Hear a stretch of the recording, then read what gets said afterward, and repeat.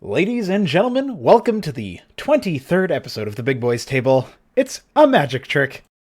I am Pronago. Here with me is Mesk. Hello, I am Muhammad. Mesk Hamid. I am the Prophet Muhammad. Mm-hmm. How are you? I'm not in legal trouble over carrying around a magic trick video. You didn't leave a USB stick in some random restaurant containing CP that you're just going to try to pass off as a magic trick? Are you even living in 2019? Are you even living in the current year? It is current year, and carrying around barely legal squirting videos is on a USB stick to company.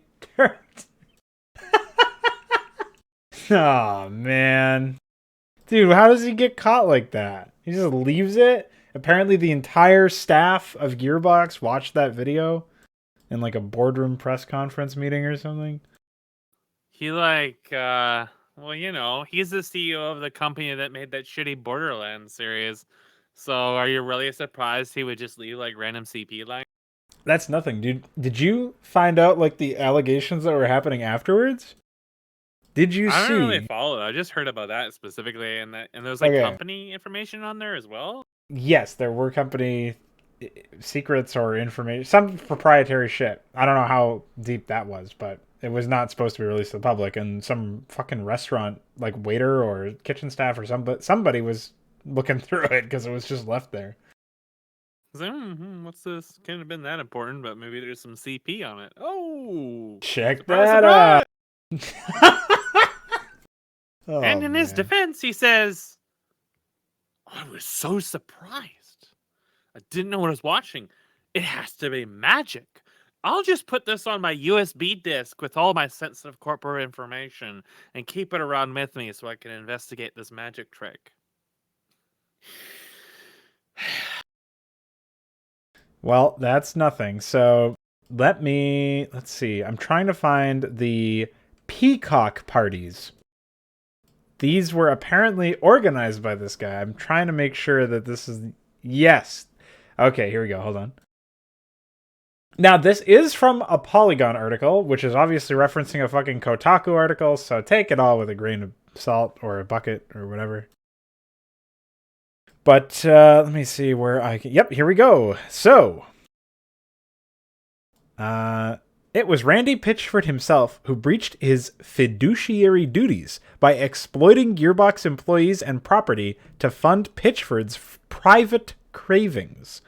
For example, this is all a quote from court documents. For example, when Randy was denying employee raises predicated on low cash reserves, Randy secretly saddled Gearbox's employees with the burden of repaying a private personal $12 million bonus that Randy Pitchford rerouted from Gearbox's publisher directly to Randy's side entity, Pitchford Entertainment Media and Magic. Who's surprised? He rerouted $12 million? And remember, if Brevik is to be believed, that's like the fucking bonuses that CEOs at Blizzard were getting all the time, just for sucking farts out of people's assholes. The complaint also alleges peacock parties thrown by Pitchford, where adult men have reportedly exposed themselves to minors to the amusement of Randy Pitchford. So this is this is what I was getting at. That's not surprising at all. So that's the kind of person Gearbox employs. That's the kind of shit their company is into. I guess so, man. Peacock is the name of a small theater that Randy Pitchford maintains out of his private Frisco, Texas home. And it's part of Pitchford's effort to cultivate a local variety arts scene. Well, CP and child fucking is definitely variety arts. I'll give you that. I can't believe that, man. That's crazy. I mean, I can believe it, but I almost can't believe that I can believe it, if you know what I mean. It's just, this is the sign of our times. What a way for 2019 to start. Fucking Aliens Colonial Marines creative director Randy Pitchford. You know what? If you have to be Creative. some really fucking degenerate individual to come up with So that. there's some other game. amazing stuff. Let me just throw this up in chat momentarily. It was brought to my attention earlier today.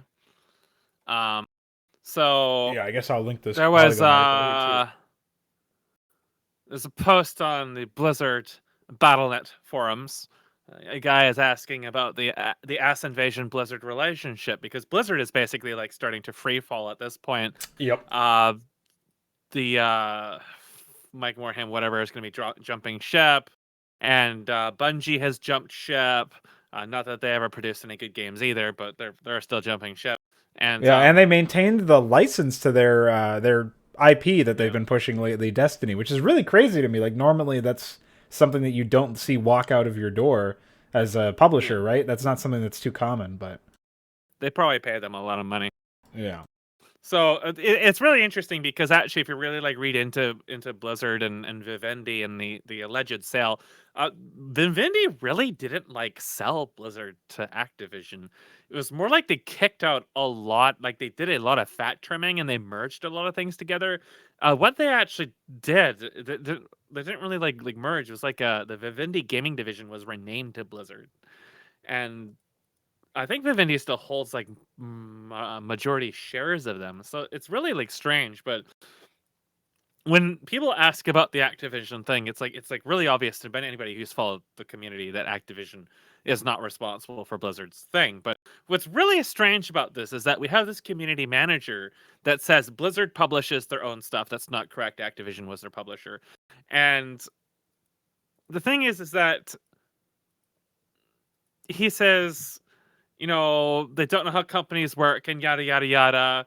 And, you know, he's saying that basically Ass Invasion has nothing to do with Blizzard, but he wouldn't even know, because this is just a community manager.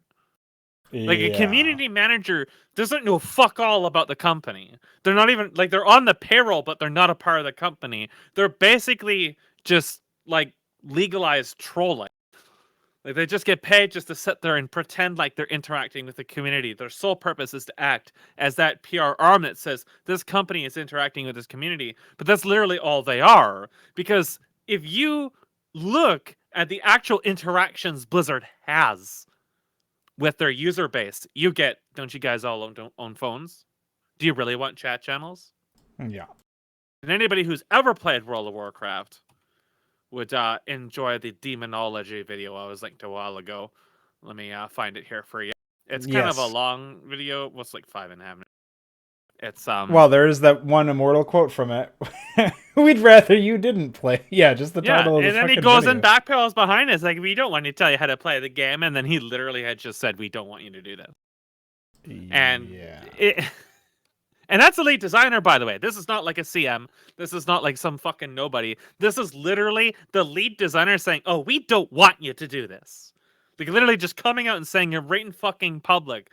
And the guy beside him, this random like fucking Tim Allen's Afro white guy, is like, he when he says that, his face is just like an absolute, he just got bamboozled by that. Their own friggin' CM couldn't even believe what he was hearing.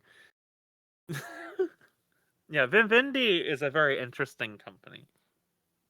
Vivendi is one of those big evils like THQ and Ass Invasion and stuff like that. Blizzard and Vivendi were definitely two peas in a pod. And then you have like Sierra and Atari and all this other shit. And then you swing back into Gearbox. And when I was first introduced to Gearbox, it was Halo. So Gearbox did the port for Halo PC. And that was the last time Microsoft ever had anything to do with them, because they did such a bad job of it. So Halo PC had some of the most remarkable netcode in existence. So I'm pretty sure that anybody listening has at some point played a shooter, you know, be it like Counter-Strike or whatever.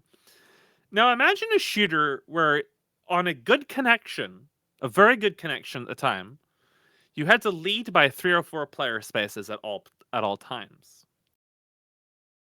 So that was standard for Halo PC. You always had to lead by 3 or 4 player spaces. Wasn't that also the game where vehicles that were sitting idle would just sometimes rub up and kill you? Out of There is an nowhere. infamous video I wish I still had from so many years ago that someone had made. He was sitting there. There's an idle warthog sitting on top of the flag. Like 10 seconds passes, and he just spontaneously dies to it. It like they tried to synchronize physics over netcode, and we still can't do that today properly, largely because of NVIDIA. But they tried to do it back then, and they really had no idea what they're doing because this was Gearbox. So, a common example is you see a warthog, you have a rocket launcher, you shoot the warthog with a rocket launcher, you see the warthog go flying, and then a few seconds later, it's back on the ground and it's still driving around. So that was just like common day, like that was just accepted. So Yeah, it's almost like you can't even, it's not playable at that point, but you have to like figure out what's going on for you to let the events in front of your screen. It's like a mirage or something. I couldn't imagine trying to play that game at any degree of competency based on that. It was some crazy ass shit. Yeah. I actually have some very ancient videos about that game. That Halo actually has some of the most fucked up shit in its engine that's insane. We managed to create a bug in which if you rubbed into a tank that had no one in it with another tank, that tank would now mimic all of your controls. It was like having a remote-controlled clone duplicating all of your movement and commands. And this was from trying to change the tread physics, like how it behaved. How the fuck is that even possible? We never understood that. And then there was doors. That game couldn't actually do multiplayer doors, like opening doors and stuff. That couldn't be done on multiplayer and never synchronized. So yeah, that doesn't surprise me. It's crazy. So Gearbox ported that. And the thing about Gearbox and Microsoft is Microsoft didn't want them doing stuff on their own. So if they wanted to like patch the game or do something like that, they had to go through Microsoft. So it's a lot like the Xbox. You had to pay Microsoft in order to push a patch on it. But so what they did is they made Halo Custom Edition. And Halo Custom Edition didn't have the single player, it's exclusively for multiplayer. And the whole concept of Halo Custom Edition was, okay, we now have our own version of the game that we've released, and we can freely patch it as we want. So presumably that means they're going to use this version to create extra support for it and try to fix a lot of this stuff. Guess what they didn't do? Listen, companies fixing their products, I'd rather just add loot boxes. That I think that's fixing it. Yep. I just so let me honestly, go to how the fuck did Gearbox even? Didn't they get started with Half-Life, Opposing Force or some shit like expansion packs for Half-Life? I'm not actually sure how they started, but they basically coasted downhill on Borderlands, which is a disaster of a game, disaster of a series. And the Borderlands really owes a lot of its success to the lack of Diablo 3 at the time, actually. It's really funny when you look at the landscape of what made games successful. Like, you look at Dota. What made Dota successful? Well, Warcraft 3 failing was really a big one. And what made Borderlands successful? There being no Diablo. And that was really the period where people really wanted, like, a Diablo. Like, that's where you sort of saw things like Mythos kind of crawl around, like the small kind of like half-hearted swings at Diablo and Blizzard, losing most of their core staff and stuff like that. So Borderlands like promised to be like that Diablo experience from a shooter, but then people actually played it and they realized it's a heaping pile of shit. And it only got worse and worse and worse and worse with every release.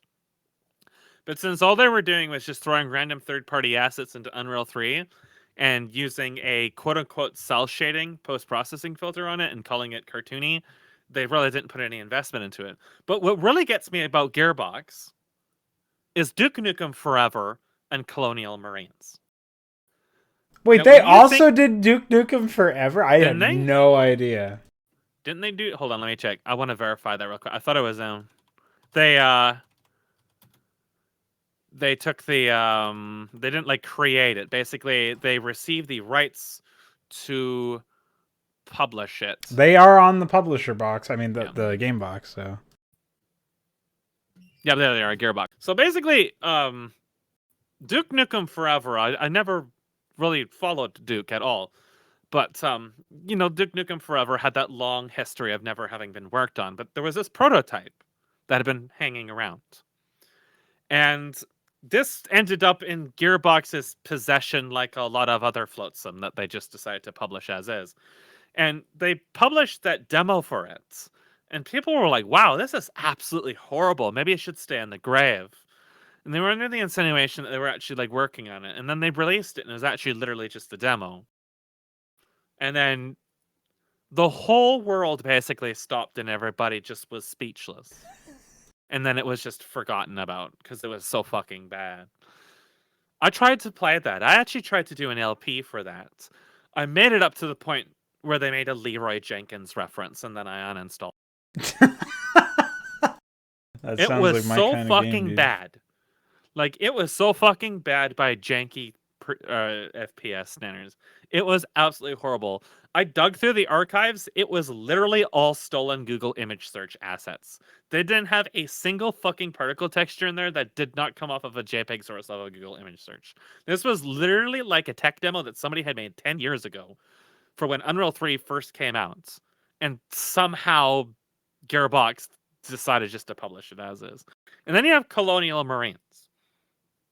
And everybody warned me never to play this because it was so horrible. And I've been linked innumerable videos about this game, quote unquote.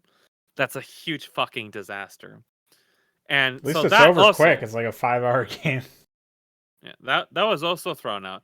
And didn't they also receive the rights for Homeworld? Aren't they the ones who published that alleged HD edition of Homeworld? Let me just quickly check this.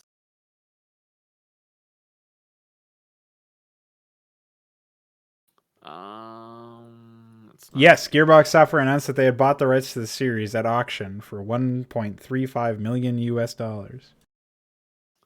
Yeah, so when they made the HD edition for Homeworld, what they did is they applied a softening filter to the textures.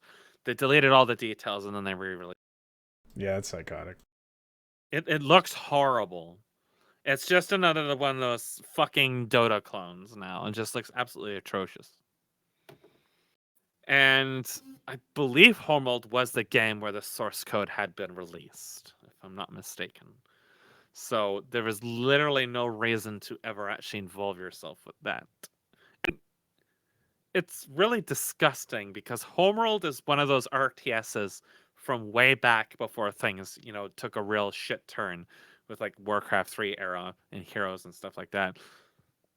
And Homeworld represented one of the few really distinctly different RTSs from Brood War and had a lot of unexplored potential. But Relic just decided they didn't want to try to explore that potential and they dumped it down and fucked it all up with Homeworld 2. And here you had Gearbox, a completely unrelated developer now in possession of the IP, could very, very well do something with Homeworlds to really make it shine in today's age where we don't have RTS games released anymore. And they decided to do nothing with it again. This industry is like things go into the industry to die. The industry is where dreams die. The industry is where creativity dies. And it's where just absolute lunacy just runs rampant. Like, I just watched that Critical's rundown of that podcast that Pitchford made, where he's trying to. I'm not really sure what he's like actually. Like, what is his goal of making this cast where he's trying to make excuses for this fucking porn he has on his USB disk? And he's talking about like magic tricks and like, doesn't he like ever like think this stuff through? No. Like, well, considering that apparently he's in a legal case for it. Apparently, he thinks that this is a completely reasonable fucking stance to take. A completely reasonable alibi. And for those of you who have not actually heard what we're talking about, besides the fact that you have already gathered that Randy Pitchford is in hot water for apparently exposing men to minors or something, and also for carrying around child porn or barely legal porn, alleged child porn on his USB drive with corporate information and just leaving it around. He basically went onto a podcast, I can't remember which one it was, and he said that he found a cam girl website or was watching cam girl porn, which I guess is just like people will go on and it's sort of like Twitch, but they actually show tits or more tits. It's more tits at this point, actually. Yeah, because a partner was showing tits recently. Oh, shit. Well, basically they just get live donations. I think there's some sort of shit where after they reach a certain point, they've gotten enough donations. That's when they start the real show. Some of them do private stuff. I don't know how all of it works. I've completely changed my ways. I don't look at porn anymore. TM. So I would be just as stupefied as Randy Pitchford if I walked into a cam girl site and the way that he describes it is so fucking vile. He's like, a massive amount of liquid erupted from this cam girl's vagina. And I was in awe. I mean, this is clearly a magic trick. Why does he think squirting's a magic trick? What a man. So of course he's just gonna put it on his USB disk. He takes around to his he corporate buys a all the video. sensitive information. He paid money for that video from that woman of her squirting, and he said that he had to study. He was looking for the process by which this cam girl had managed to make that magic trick happen. I guess that's what he said. He literally said, like, I was looking for the process. I was looking for how she was pulling that trick off. Why are all of these fucking people in these companies like literal lunatics? Like Metzen, just the stories of him just being fucking like just passed out in the bathroom drunk as fuck, and like fucking Jay Wilson, and like they're all insane. And the guy in that fucking demonology video, they're all actually insane. What the hell is going on? I mean, why do these people have money? I think it's the money and the power and the prestige all fed into that whole idea of them. I guess they just felt like they had the power. They had to go, flaunt that power. I'm just saying, I don't know. It probably wasn't an expensive video for him to purchase. But I don't go around paying for things, and I'm also not the CEO of a shitty company. So maybe he realized that his career had never actually taken off. He's really, really disappointed with where he had ended up in life. I mean, if I was the CEO of a company like Gearbox, I'd be very, very ashamed. I mean, sure, I'd have lots of money and that'd be great and all, but, you're sitting at the hot seat of just something that's done nothing to build anything but disrespect and distaste from players. And you've just shat all over so much history in the gaming world. You were just basically regarded as the devil. And I mean, that one day that tower is going to fall, so you may as well just show some dicks to some kids or something and put some stuff on USB drives and see what it takes for people to learn about it. Maybe it's like a big social experiment or something, kind of like Fuck Those Losers from Jay Wilson.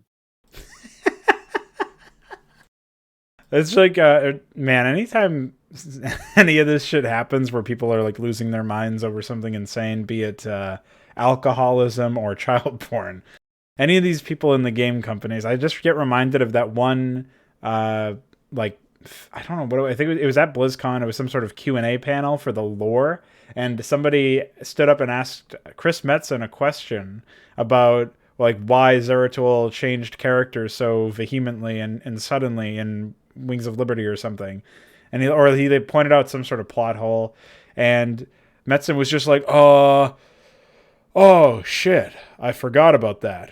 Well, oh well. And then he just started laughing hysterically. Like, this guy, he's just off his rocker. He's like high or something, or drunk. I don't know. But he just started laughing. If you look at their fucking faces in any of those conferences, they're all fucking shit-faced. Yeah. Like, they're all like beat red. That's why they call it the fucking marketer stare, that 1,000-yard stare.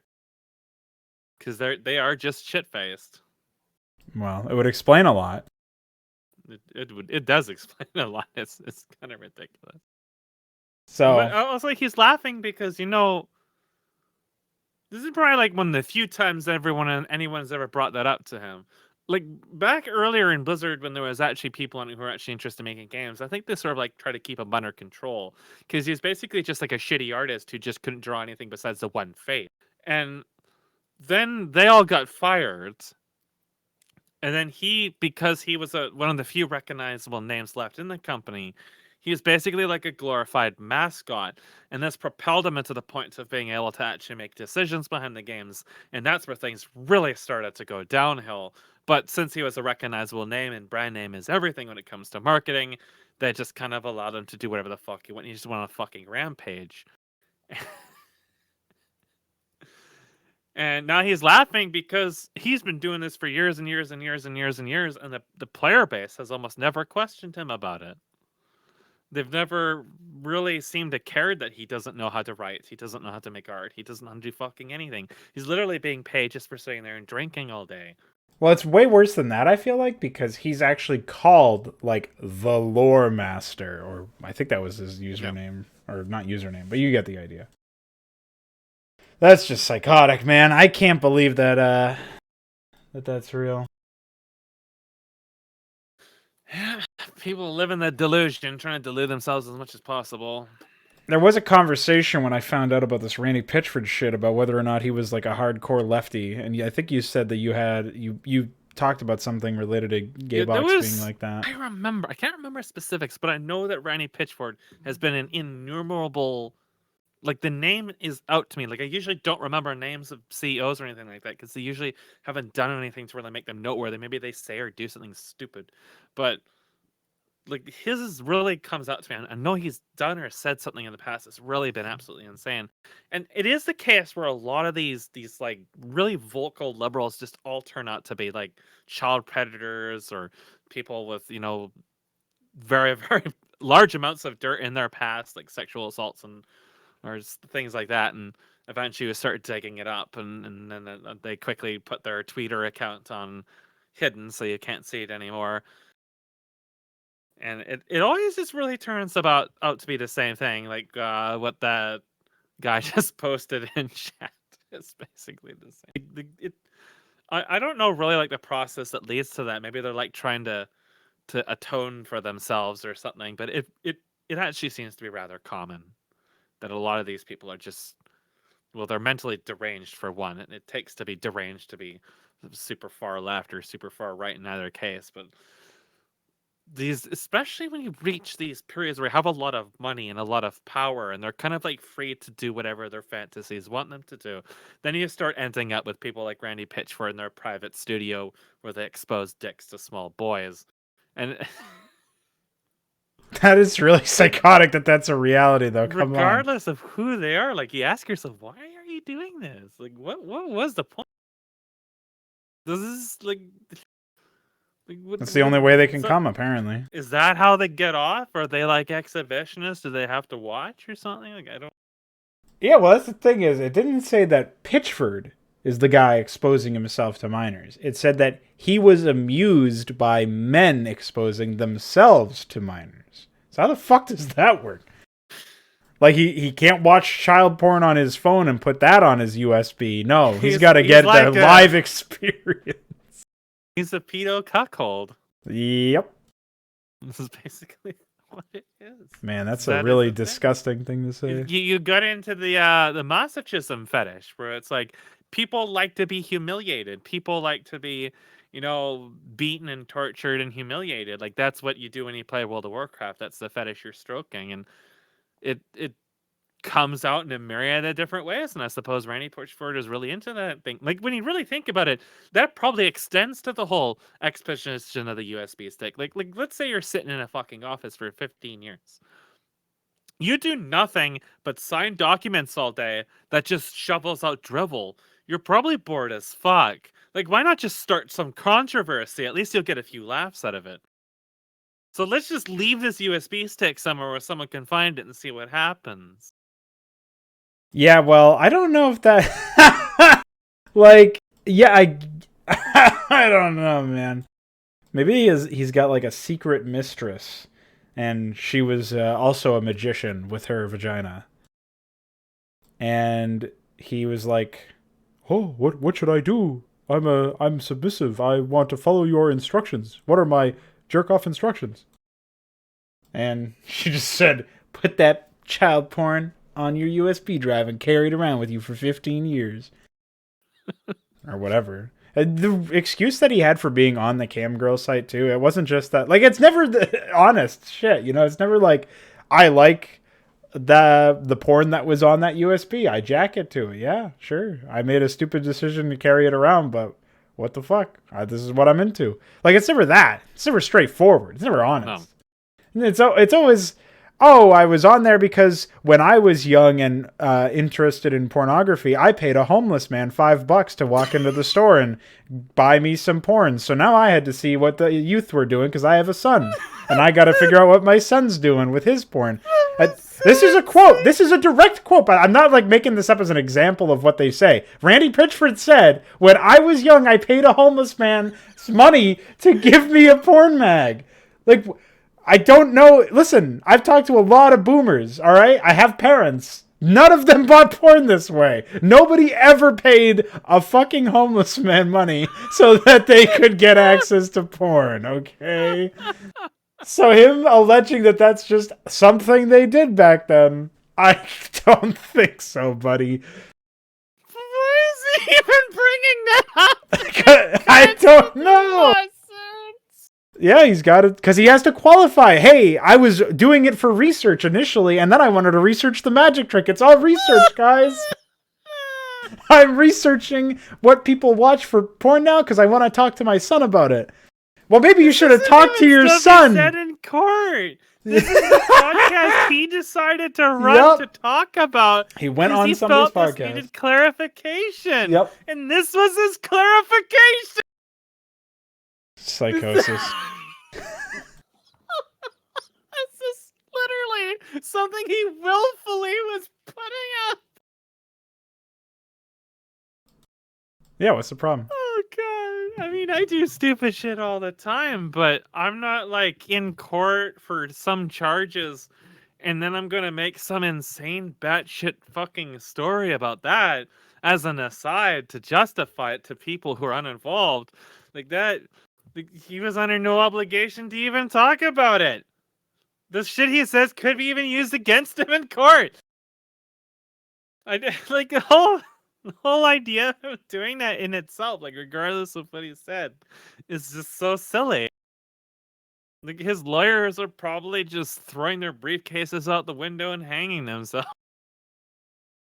I just can't believe the fact that, like, he thought that was a good plan to begin with. Like, he thought this one through, I guess, and his idea is, hey, I'm gonna... As far as 10 beers could take him anyway. Yep. God, that reminds me of fucking Brad Pitt and his drunken rants about Blizzard and Activision. There's like that woman playing Path of Exile or whatever shitty indie game, and she's just got like this dead-eyed face on her. I don't know if it's like his wife or his sister or his daughter or his grandmother or something. But she just is kind of like every now and then she says like, yep, mm-hmm, or shakes her head or whatever. And he's just like got the 1,000-yard stare, but it's because he's drunk as fuck. And he's just like ranting about ass invasion as if ass invasion is responsible for the company being a heaping pile of shit. And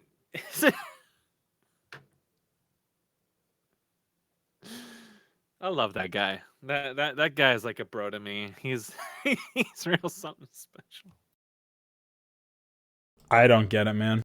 Why are these people all fucking degenerates on top of making shitty art? Quote-unquote art. Well, keep in mind that Blizzard probably did almost all their recruitment in California. So California has been widely regarded to be a place that really should just be like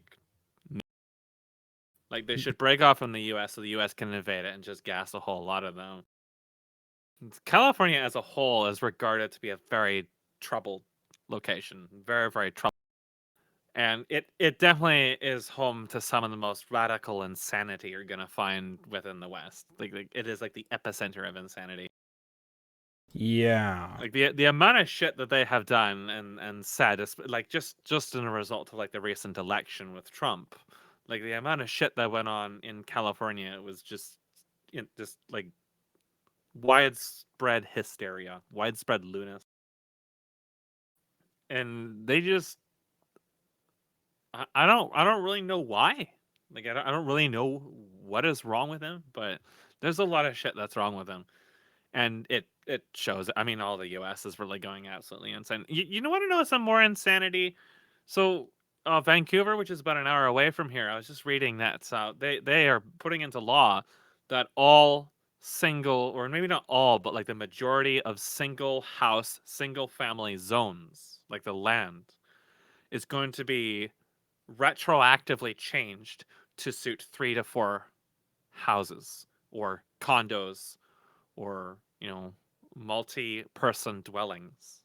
So they're just going to retroactively start plowing down all this shit and building more buildings and like quadrupling the density of neighborhoods because it would be racist not to. Like that's literally one of the excuses is it's racist not to have insane density. So because we totally don't have insane fucking crime when we start talking about increasing density. We're not already looking at some of the highest crime areas. Vancouver is within pissing distance of the two highest crime places in all of Canada, being Abbotsford and Surrey. And they're going to increase the density in a place that's already very struggling at the cost of all the people who have otherwise already lived there. And they're going to just, it apparently it actually is something that US has been doing as well. Like this was something they I don't remember which places in the US, but it's like they're like, let's take single family zones and just put a bunch of more houses in them. See, the thing about housing already is I guess America's probably been okay on immigration, especially since all of those leftism fucking nonsense where people just started freaking out and saying that America's a shitty place to be because Hitler has come again in the form of Orange Man. But that scared away some of the more psychotic people, I guess. But not really. I feel like most of the immigrants probably don't pay attention to that stuff until they get here, and then they try to use it as their... to an immigrant, the United States is probably the best place they can be. Like, regardless of their views on Trump, the United States is the best place they could be. At least there's not that... who'd you say it was? The Latino woman or something who said was actually worried that her life was going to be ended by Trump or something. She was white. She was white. That's the thing. Her parents were like, was it? I don't think it was Latino. I think it was part Jewish and white, or I don't really remember. But they were white as fuck. And she was scared her parents were going to get executed by Trump. Like firing squads would march to their house and just shoot them all. Yeah, that reminds me of when ridiculous. What was it that there was that like Brett Kavanaugh video? Like they were saying, "Hey, if you're voting to confirm for Brett Kavanaugh, you're voting to kill me." It's just some random white woman. I laughed my ass off when she said that because she said it so confidently. Just so that was an okay hand if I have ever seen one, man. White supremacy attachments and all. It's like when those cops got in trouble for one of them having the okay hand. I just why? Yeah, there's some American cops that were like taking some sort of photo, and I guess there's some weird shit that I never got into in high school, but I do remember it from those days. Called the circle game, and it's where you like you have your hand on your thigh, making the okay hand symbol, or usually just a circle. But that's pretty close to the way that people make it with their fingers. And if you say, "Hey, check this out," and if they look down and they see the circle, you have to punch them in the shoulder or some shit. It's really psychotic. It's stupid. It's like a 5-year-old's idea or something. But for some reason, these cops were doing it, and so he did that in the photo so that anybody who saw the photo he could do that punch to. And so that's really retarded on its own. That could be like its own other podcast on why people are actually secretly autistic. But he was charged, or not charged, but everybody was like freaking out. They're like, "This man is a white supremacist." And everybody in this photo, including the black guy in the photo, they're all white supremacist enablers. So I'll see if I can find that story and send that to you. Oh my god. I was just watching my grandmother was watching TV the other day, and I happened to stop by. I was making coffee, and there was a show about people whose family or friends or whoever were shot by police. So they did like a breakdown of the crime, and the way the crime was that this guy had done is he was running around in the street ass naked, going onto people's cars and slamming the window and telling them to open the door, and they were all scared as shit. And then eventually he did this outside of someone's house, or pulling out of their house, And she called the cops, and they, said to stay in your car. And he goes onto her porch and dismantles a fucking table and pulls out a pipe from it, like a metal leg. And the cops arrive, and he advances on them, ass naked, pipe in hand, ready to strike. The cop tells him to stop. He continues to advance him, and he shoots him in the shoulder and the stomach, and he eventually dies.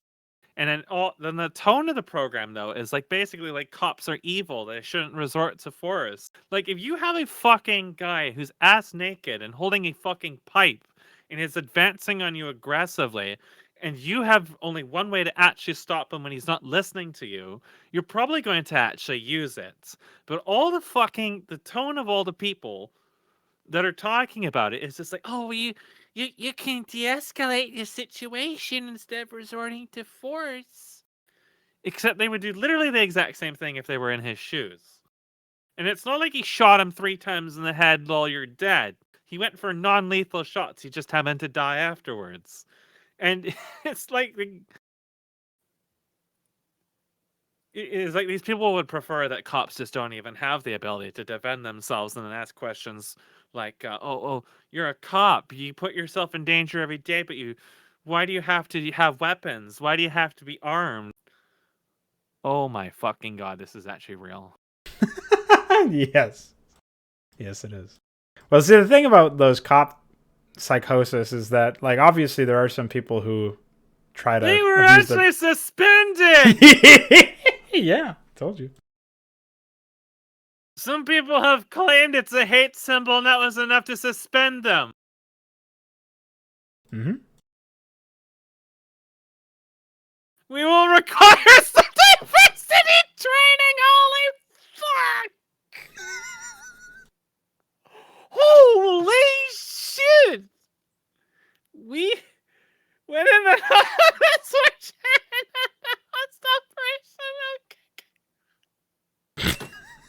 we must want Twitter and other social media websites claiming that the OK hand is a symbol of white supremacy. And people fucking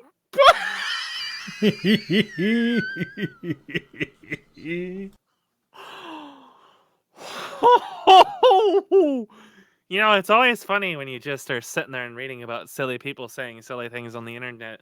But then you see people with actual power over things acting on these incredibly silly things, escalating it to unbelievable proportions. We're actually impacting these officers' lives and the people that they could have been protecting because for some reason, think that the OK hand is a symbol of white supremacy. Mm-hmm. I wish I had a link to that other one. So there was also do you remember the safety pin or paperclip thing that was I think it was safety pin. Safety pin?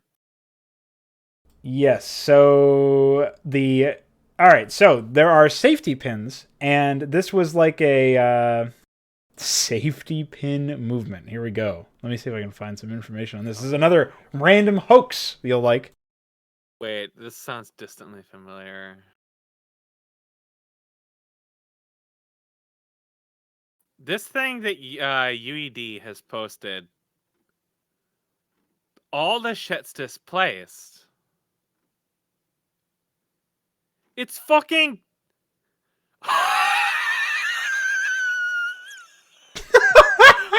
Oh my goodness!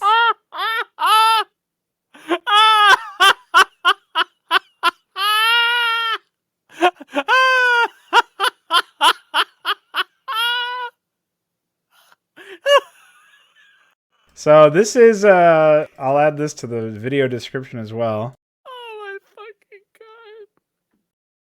But this is looking at the particle effects and frame sets. This is in order to make these kinds of mistakes, you actually have to be intentionally making them. It's... I like the fucking Guardian!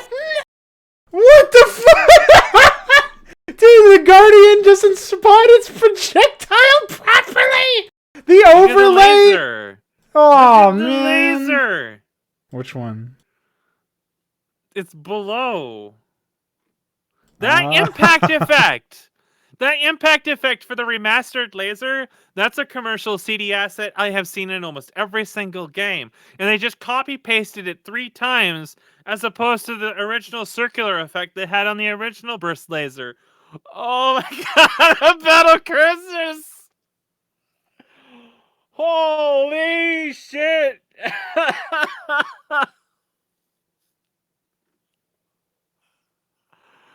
It starts from the wrong frame?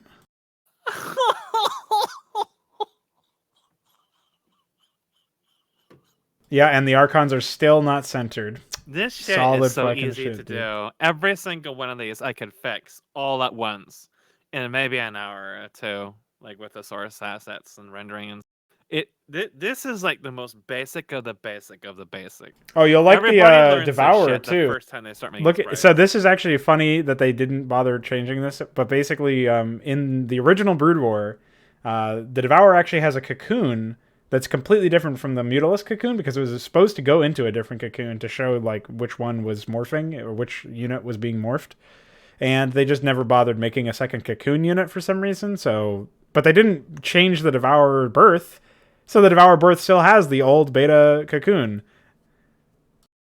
But it looks even fucking more obvious on the, You can tell how off their lighting settings are in the remastered stuff. Yeah. Like, the specularity and everything is so poorly configured.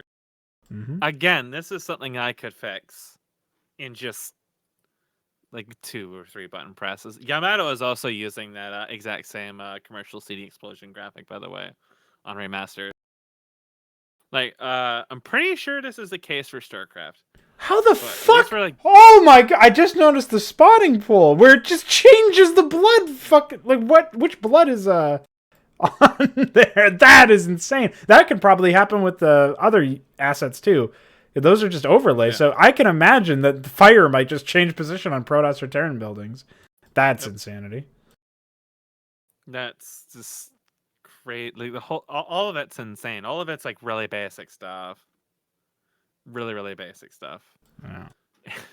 And so, of course, Blizzard wouldn't do it correct. I can't... That's like the shit I was looking at in freaking World of Warcraft. Like that's all the stuff that's broken in World of Warcraft. So it's sort of what you expect to see in StarCraft Remastered as well. It's just like this is stuff that, again, you have to intentionally do that. Like let's say you got a particle system. Okay, let's say you've got like the Scarab explosion. So let's say you made this particle effect in like 3ds Max or something like that, and you're going to render it into whatever.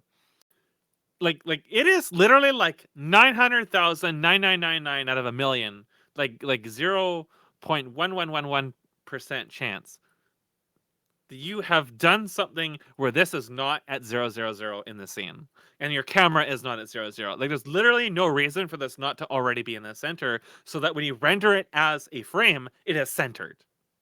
And then when you throw it into Brood War, as it is, without any changes to anything else in Brood War, it is going to be centered.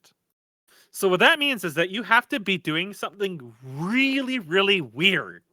And you have to be taking extra steps to end up with something that is displaced over there somewhere.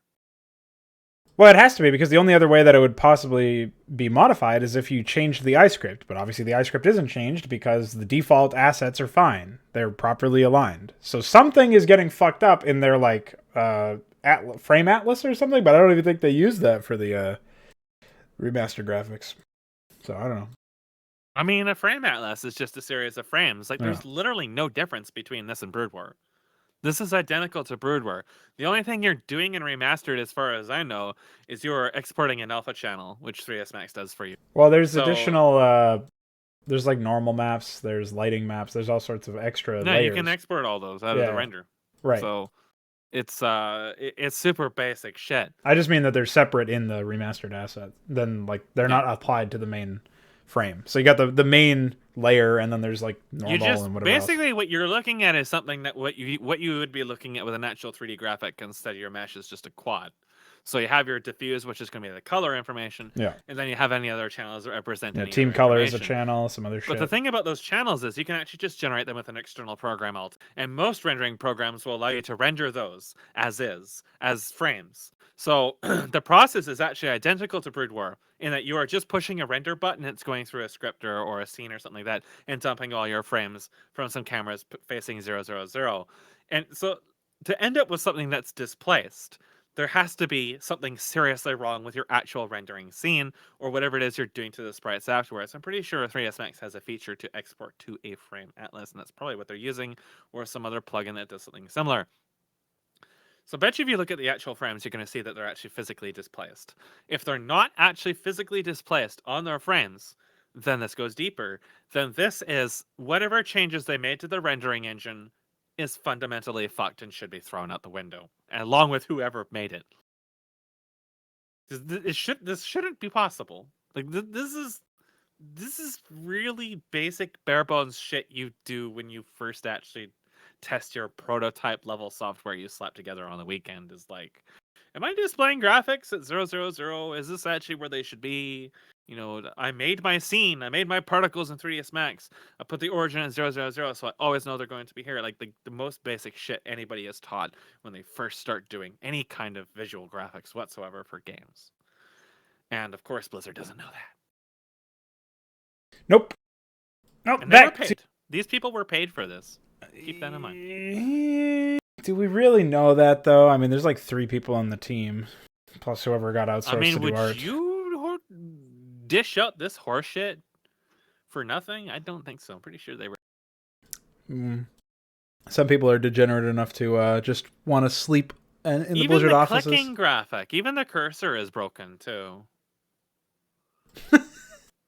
like look at the initial images of the clicking for scanner sweep. Look at the normal and the remastered. The remastered is not good. It actually like jitters or something, and the circle isn't accurate. Oh yeah, it changes position or something. I can't tell if that's the cursor moving. There's like a frame or two that is off. It might just somebody like moved the mouse when they did it though. Like everything about the remastered graphics is wrong. They're all wrong. Every single one of them, and some of them are wrong to the stage of just absolute insanity. But that like the thing in this website is just stuff that shouldn't be wrong no matter who's making it. Like the Hydralisk one and the Devour one, the egg thing, that's because they changed graphics after the original prototypes. They changed lighting settings or something like that, and they just didn't feel like updating the morph animations. Like they just completely forgot. Yeah. Well, what's really sickening to me is how I obviously all of these like mechanical errors are pretty unforgivable and very basic, but if the assets that came out of them were usable at all, maybe there would be like some salvaging, the fucking user base could fix it or whatever. It's not like we're completely You can't fix this. No, you can't. You can't fix this. This is something you need the source to fix. And I mean, if you had the source, it'd be very easy to fix. This is very, very basic stuff to fix. Like, I'm sure the Devour Egg is literally just you updating the materials and stuff to reflect one 3ds Max scene from another. Like, it could probably be fixed within, like, 5 minutes. Same with the Hydralisk and stuff like that. Things like the Guardian and the particle effect not spawning in the right location, that's the low file, I believe. So something in the new engine is not referencing the low file. That may be more complicated, but you can actually use iScript to get around that anyways. So that's not really too big of an issue. The rotation. Or you could just edit the LO file. The rotation and the stuff like that for the Guardian, they may not be actually rendering to uniform frame sizes. So let's say 255 by 255 filled with blank space, so the unit's always centered. They may not be doing that. They may be rendering it in some really, really strange way. Or something else is going on with a frame atlas, stuff like that. All the stuff that's displaced, in all likelihood, their particle systems are not in 000 in their scene. You bring them to 000, you re-render, throw in the frames, you're done. If it's anything more complicated than that, then I think it's time to get out the noose. No. Well, I don't have a noose, but I do have a safety pin. So why don't you take a look at that one? You can really just read the headline or like the first couple paragraphs or whatever. Safety pins show support for the vulnerable.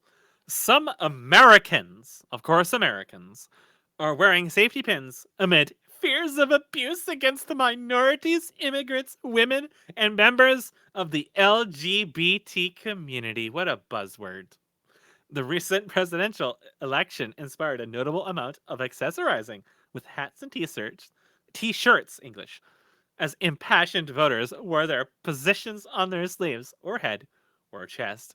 The post-election atmosphere suggests this trend is not slowing down anytime soon. Well, this is the first time I've heard of it. The latest political fashion report, the safety pin. I can't even read it straight because it's so insane.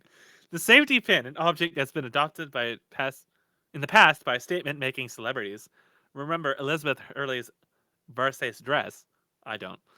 And the punk movement. So that's a stretch. I now want you to click on the second link I just posted. And go ahead and zoom in on that if you need to. But the very first one in the middle, can you tell me what that says there? The world's most comprehensive hanky code from the pleasure chest. Safety pin. Yep. And if you wear it on the left, it means that you're a dom, safe sex. And if you're wearing it on the right, it means that you're a bottom, but only safe sex. So, after the election of Donald J. Trump, fears are growing that segments of his base may physically or emotionally abuse minorities, immigrants, women, and members of the LGBT community. All this fucking fear-mongering, it just is just sweet ambrosia to my ears. These people that for some reason think that just because this guy got voted and they've made all these fucking assessments of his character without even seeing him in office, lo and behold, he's a lazy fuck just like every other president, now think that there's going to be this giant revolt against this stupid...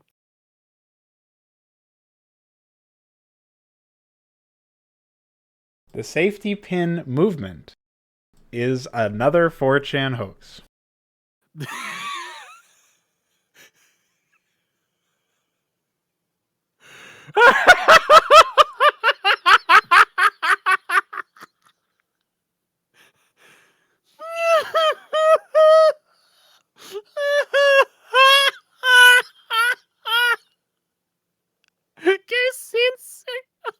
Sexual tastes. It's from the 80s.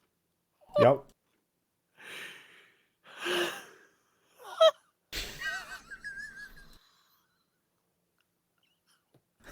Meme division has advanced beyond the petri dish to become a self-sufficient organism.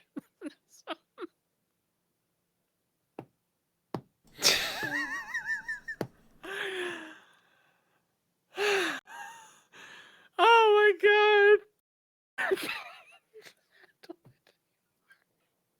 This is like the fucking the Pepe. How people tried to think that Pepe was white supremacist or something like that, and then oh man, it just the ride never ends. Holy shit. When you false flag liberals into wearing a safety pin, the universal hard gay symbol for wanting men to approach you and offer to fuck your ass with a condom. Oh, so that was back in 2016, but I feel like it bears repeating. Oh man, wow. This has opened my eyes to the insanity of the mainstream. So in other news, there was other stuff. Bungie, yes, we did mention Bungie is jumping ship and they took their IP with them, which is... Bungie sounds like some serious hard gay code too, so... Yeah, just the name of it. Really fits, I think. Mike Morhaime to remain a strategic advisor only through April 2019. Of course, he never did anything for the company anyways, but it's worth mentioning. I don't know, like the whole... Everything just seems like it's hard to believe that a system with this much corruption and insanity even manages to stand up at all. But I mean, I associate with a number of people who are definitely like the backbone of keeping it up. People are like, oh my god, they've released this new thing in the cash shop. I have to buy it even though I don't have any fucking money. There was a woman who is actually just stealing money from her husband to buy random stuff off of cash shops. And I remember this story, I think. Wasn't he also interested? It happened yesterday too. Oh shit. So it happens quite. We're talking like $25 here. So it's like a lot of money to throw into something you've already spent, more likely hundreds of dollars for at this stage. And there was something I had probably posted in the chat at some point, and again, but it bears repeating once I find it here. Gesundheit. Where is it? I haven't got to find it here. So I'm sure I've talked about it many times in the past, but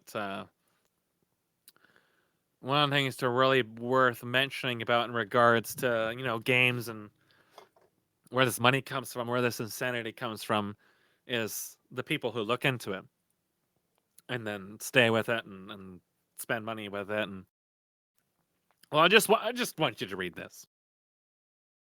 So I decided to try Ishtar from a support to really see her worth, and I have no words for what I came upon. This guy.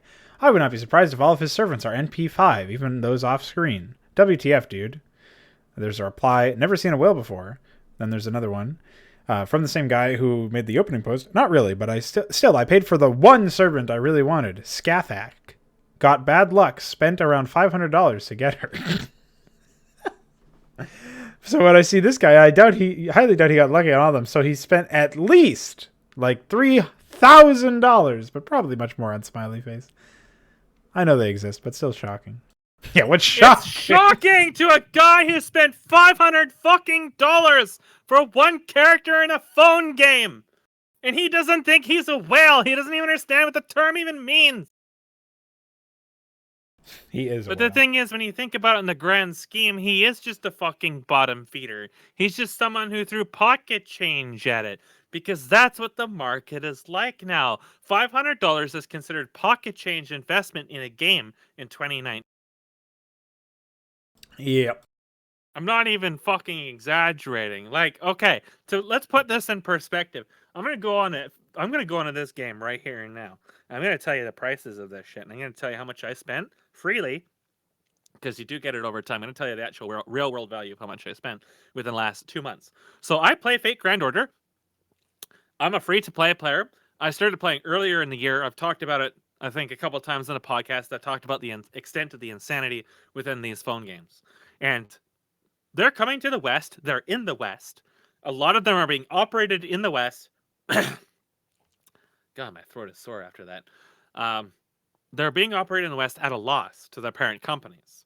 But because the investment is so strong, and they know that the few whales who show up, because the West typically is actually less inclined to spend money on them than the East, believe it or not. In spite of, the success of Overweight and stuff like that, they're still generally operating at a loss. But Fate is a huge franchise, and they can afford to operate at a loss, because we get people like the people that were commenting on that wiki who think that $500 is not whaling. And I'll tell you how much $500 actually gets you in this game in a moment once it loads. So for those of you who aren't intimately familiar with these titles, they're based on limited playtime. It's time gating, just like World of Warcraft. This is where World of Warcraft got their ideas from. Daily quests and everything like that are all time gated. It's all from mobile game design. But primarily, the main way you interact with the game's content is you have like a party of characters, think like a JRPG, except without the gameplay. And your characters are the gacha currency. So gacha literally means gambling. And gambling is obviously very predatory. Like, there's a lot of laws related to gambling. Because gambling, a lot of people actually can't handle themselves in gambling. I even see this a lot just in regards to phone games. You have a process that's literally called the gambler's fallacy or whatever, where because I've rolled this many times, I spent this much money into it, my chances of getting it again next time are higher, because they think that they look at like let's say you spend $500 to try to get this character, and $500 means you got 75% chance statistically to get it, because you looked at what the actual chances to drop is.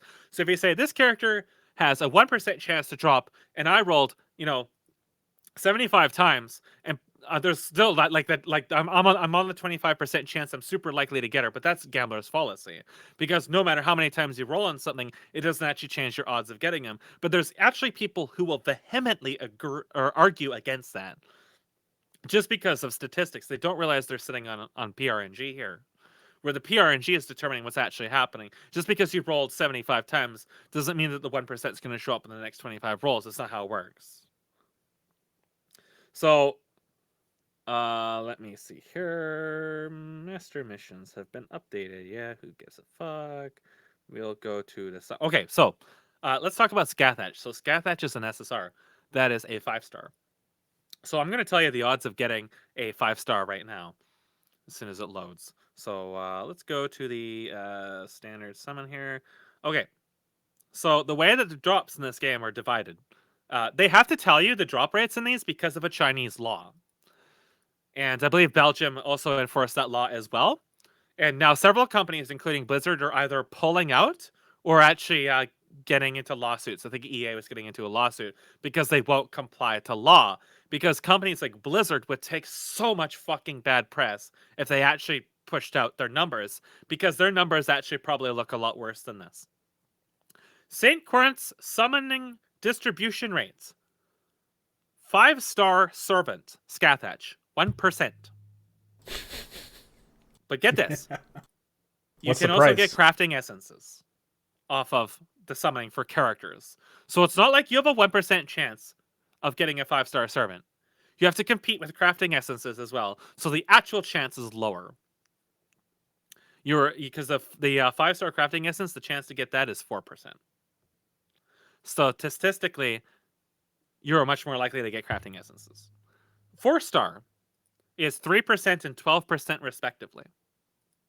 So the vast majority of 4-star servants in that game are not really that good. There is a couple of good ones, but getting them is not easy. And of course, the 3-stars, the worst, 40 and 40% respectively.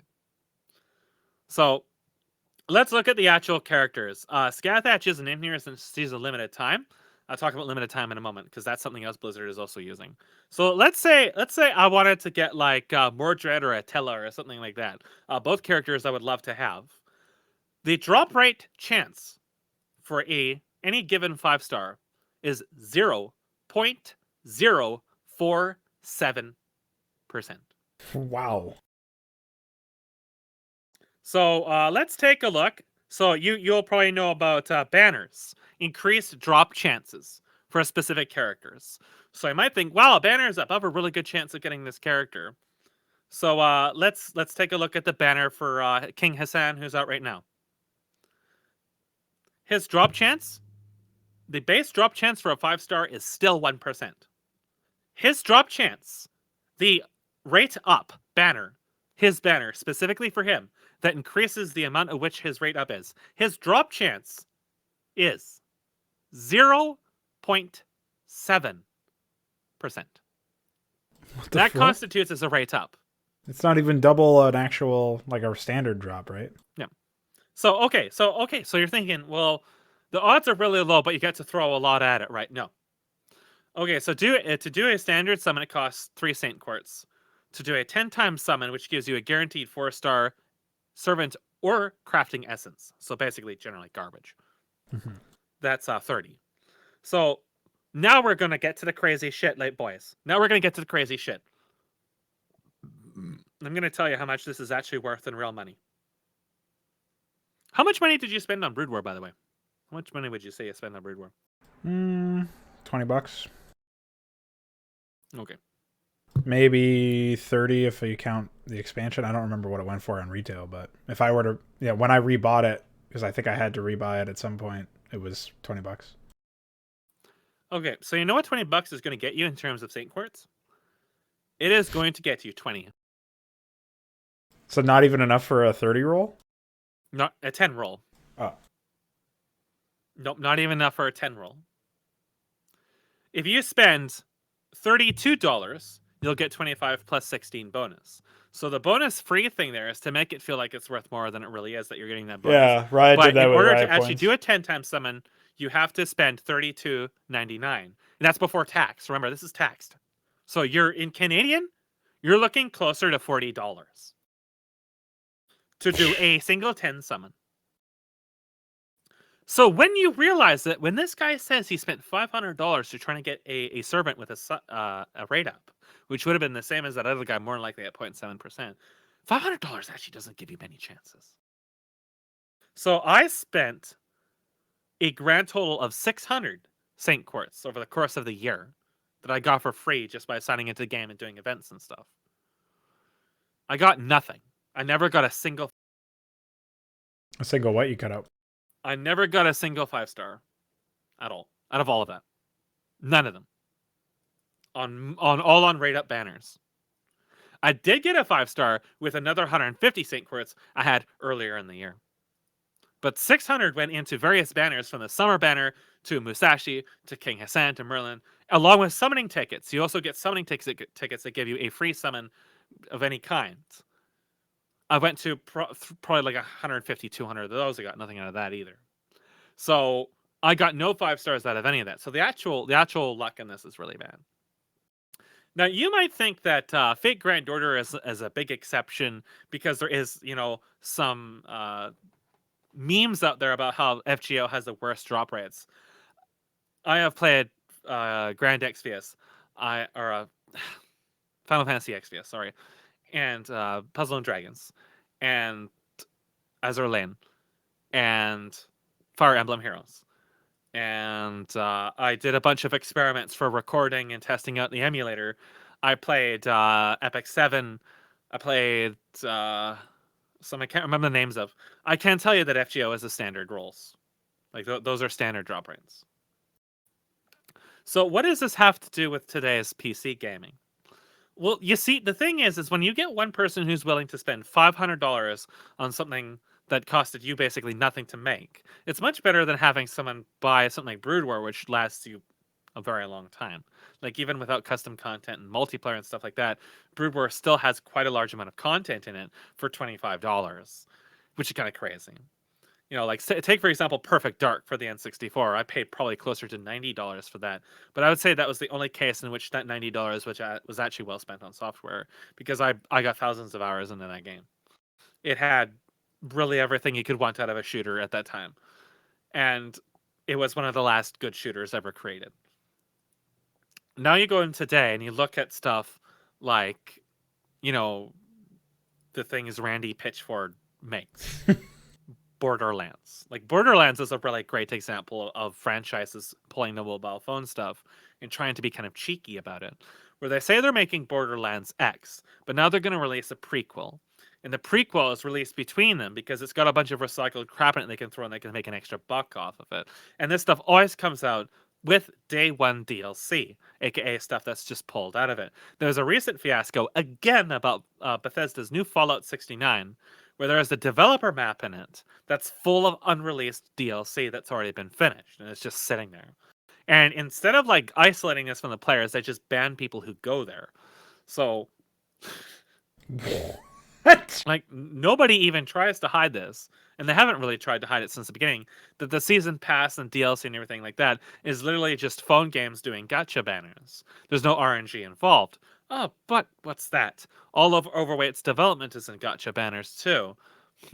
At least Overweight allows you to play heroes, unlike, say, for example, League of Legends. League of Legends doesn't allow you to play heroes without at least spending free game currency on it, which they have made substantially more difficult to get with their later patches. I was actually just on League of Legends today because I was talking to someone about this exact same subject, that they couldn't believe that Riot was actually selling icons that you don't even use in the game to begin with, and emotes and stuff like that. Yeah. So, of course, HKS and I went to Blizzard Dota and League of Legends, respectively, and pulled out some screenshots and said, yeah, it costs you close to like $3 or $4 or $5 to buy an icon in League of Legends right now. Well, you can't even get... Is it still the case that you can't buy Riot points in increments cheaper than $5? Yeah. Yeah. Because I was going to say, Riot points is the same thing as what and the you way were it talking is, about with that phone game. The icons are 250 Riot points, right? Mm-hmm. So if you say you spend $5, you actually get 492 or something like that. So if your goal is to get 2 icons, you have to actually spend more than $5 just because it's lower by that specific amount. Yeah. Because that's the shit these companies do. Like, all predatory of them are like pricing. That. Like the Saint Courts and everything that's like that too. They always give you some leftovers. Or force you to spend a little bit more to get, something more than this or that. Like, the numbers are not random. They're very, very, very methodically thought out in an Excel sheet by a marketer about how to make people spend more money. Because it was never about delivering content to the players. It was about depriving people of as much money as possible. The mindset has always been polarized. Like the people are not even human at the developer level. They're not even there thinking, we're going to make a game that's fun and great to play. We're going to make a game that has replayability and longevity. We're going to make a game that people remember for being great. It's always, we're going to make a way to get the most amount of money as possible for the least amount of effort as possible. Yes, that's the goal of a business. That's what a successful business does. But when you're in the topic of entertainment and something that typically relates to a lot of people, it just feels so very, very scummy to see it in actual motion. Yeah, I mean, it doesn't feel right at all from a consumer's perspective to just get annihilated out of every bit of money. Or like, they're trying to basically scam you. They're not trying to entertain you. They're not trying to deliver you a reasonable product to you. A product of, there's really no words for it at that point. You're just... And people buy into it. Yeah. People give them the money they're asking for. That's why they stay afloat.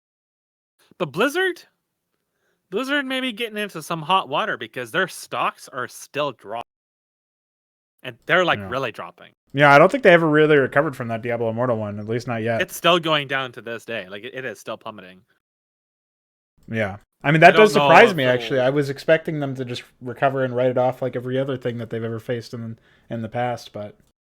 Well, I still don't think it's going to really be lasting. I mean, think about how long it took THQ to die. THQ literally had done nothing ever useful in its entire life, whereas Blizzard was once capable of making all right games. So I think the Blizzard and Acid Invasion are still sitting on very comfortable footing, but we do see that they just don't know what to actually do. They don't know how to communicate. They don't know how to damage control.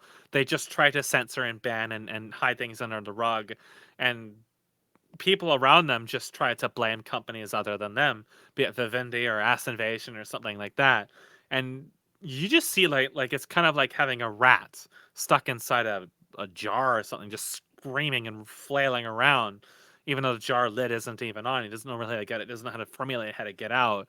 But it's just the absolute mindless desperation that Blizzard is just caught in this. And it's just like the chief financial officer jumped ship and got sucked up by Netflix of all people.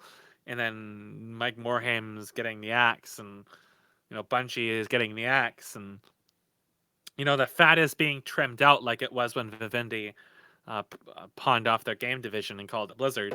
And I think like the really the most important thing to come out of it, regardless of what actually happens to Blizzard, is that people just actually pay attention that this is how this company has operated for years. People should not be surprised by, you all own cell phones, don't you? Because things like that demonology video, that's not new.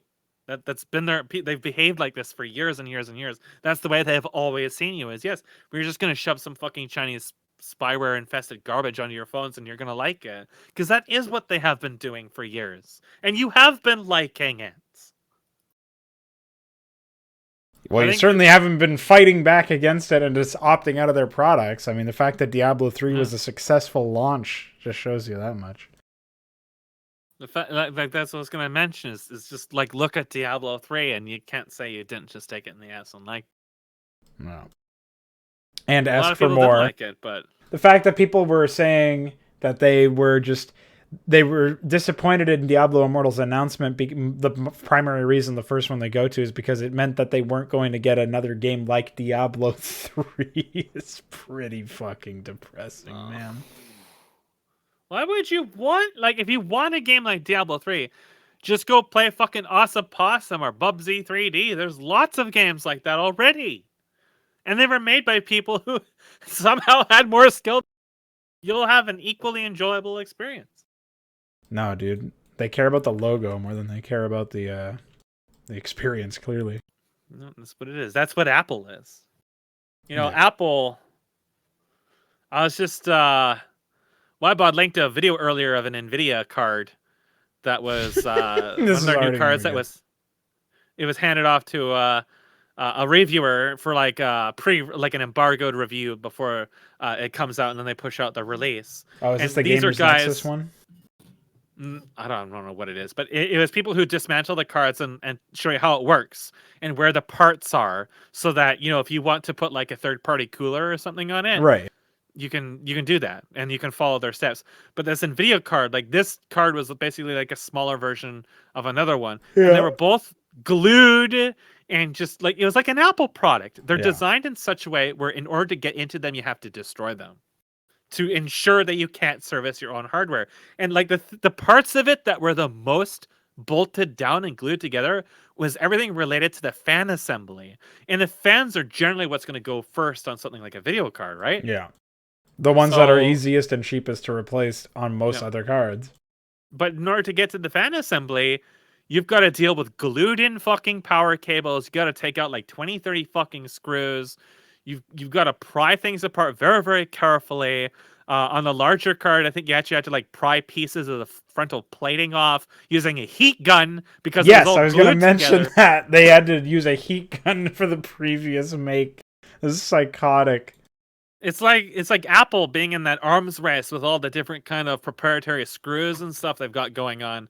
I was mentioning it to somebody who uses a Mac, and he says, yes, it's an absolute hell to dismantle fucking everything. And, you know, for like this Samsung monitor I've got, HKS came over at one point and we replaced the capacitors in it because it was an old monitor and the capacitors were going. I'm not going to spend $700 on a new monitor when they don't even sell good monitors like this anymore. So why not just spend like $25 and replace the capacitors? Well, in this you can. You just pop it open, find the capacitors on a circuit board and replace it and pop it back together. And you know what? Works good as new. These companies just don't want you doing that. And Apple has literally publicly stated that repairs cost them money. They don't want people repairing their shit because they want you to keep buying new shit over and over and over again.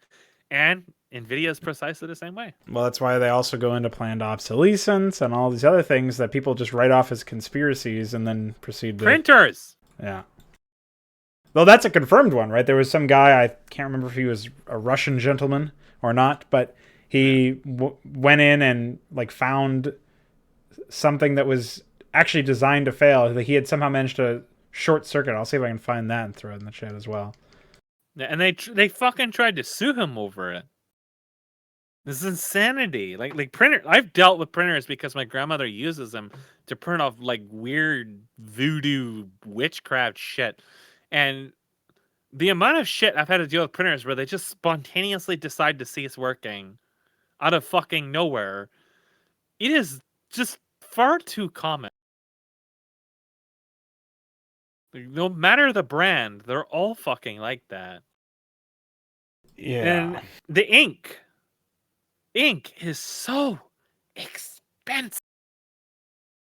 I can't imagine the amount of prices a corporate environment would go through managing printers in an office. Like that has to be like thousands of dollars. Well, I have an article here that talks about a French association that's trying to stop planned obsolescence, and they filed a lawsuit against Canon, HP, and 2 other pretty big printer manufacturers. But I don't know if there's any evidence. Then there's Apple and their warranty. They wanted to have a lower warranty in the EU, and they got slapped for. But nothing, no qualms about it here in the Americas. Elements of printers such as the ink-absorbing pad are wrongly indicated as being at the end of their life, and that the blocking of prints on the pretext that the cartridge ink would be empty while there is still ink left. Okay. Yeah, that's pretty common, I imagine. Yep, I run into that a lot. It asserts that in particular, Epson printers, the ink cartridges are indicated as empty when actually 20% of ink remains. And yeah, that was probably the planned obsolescence shit that Russian guy found.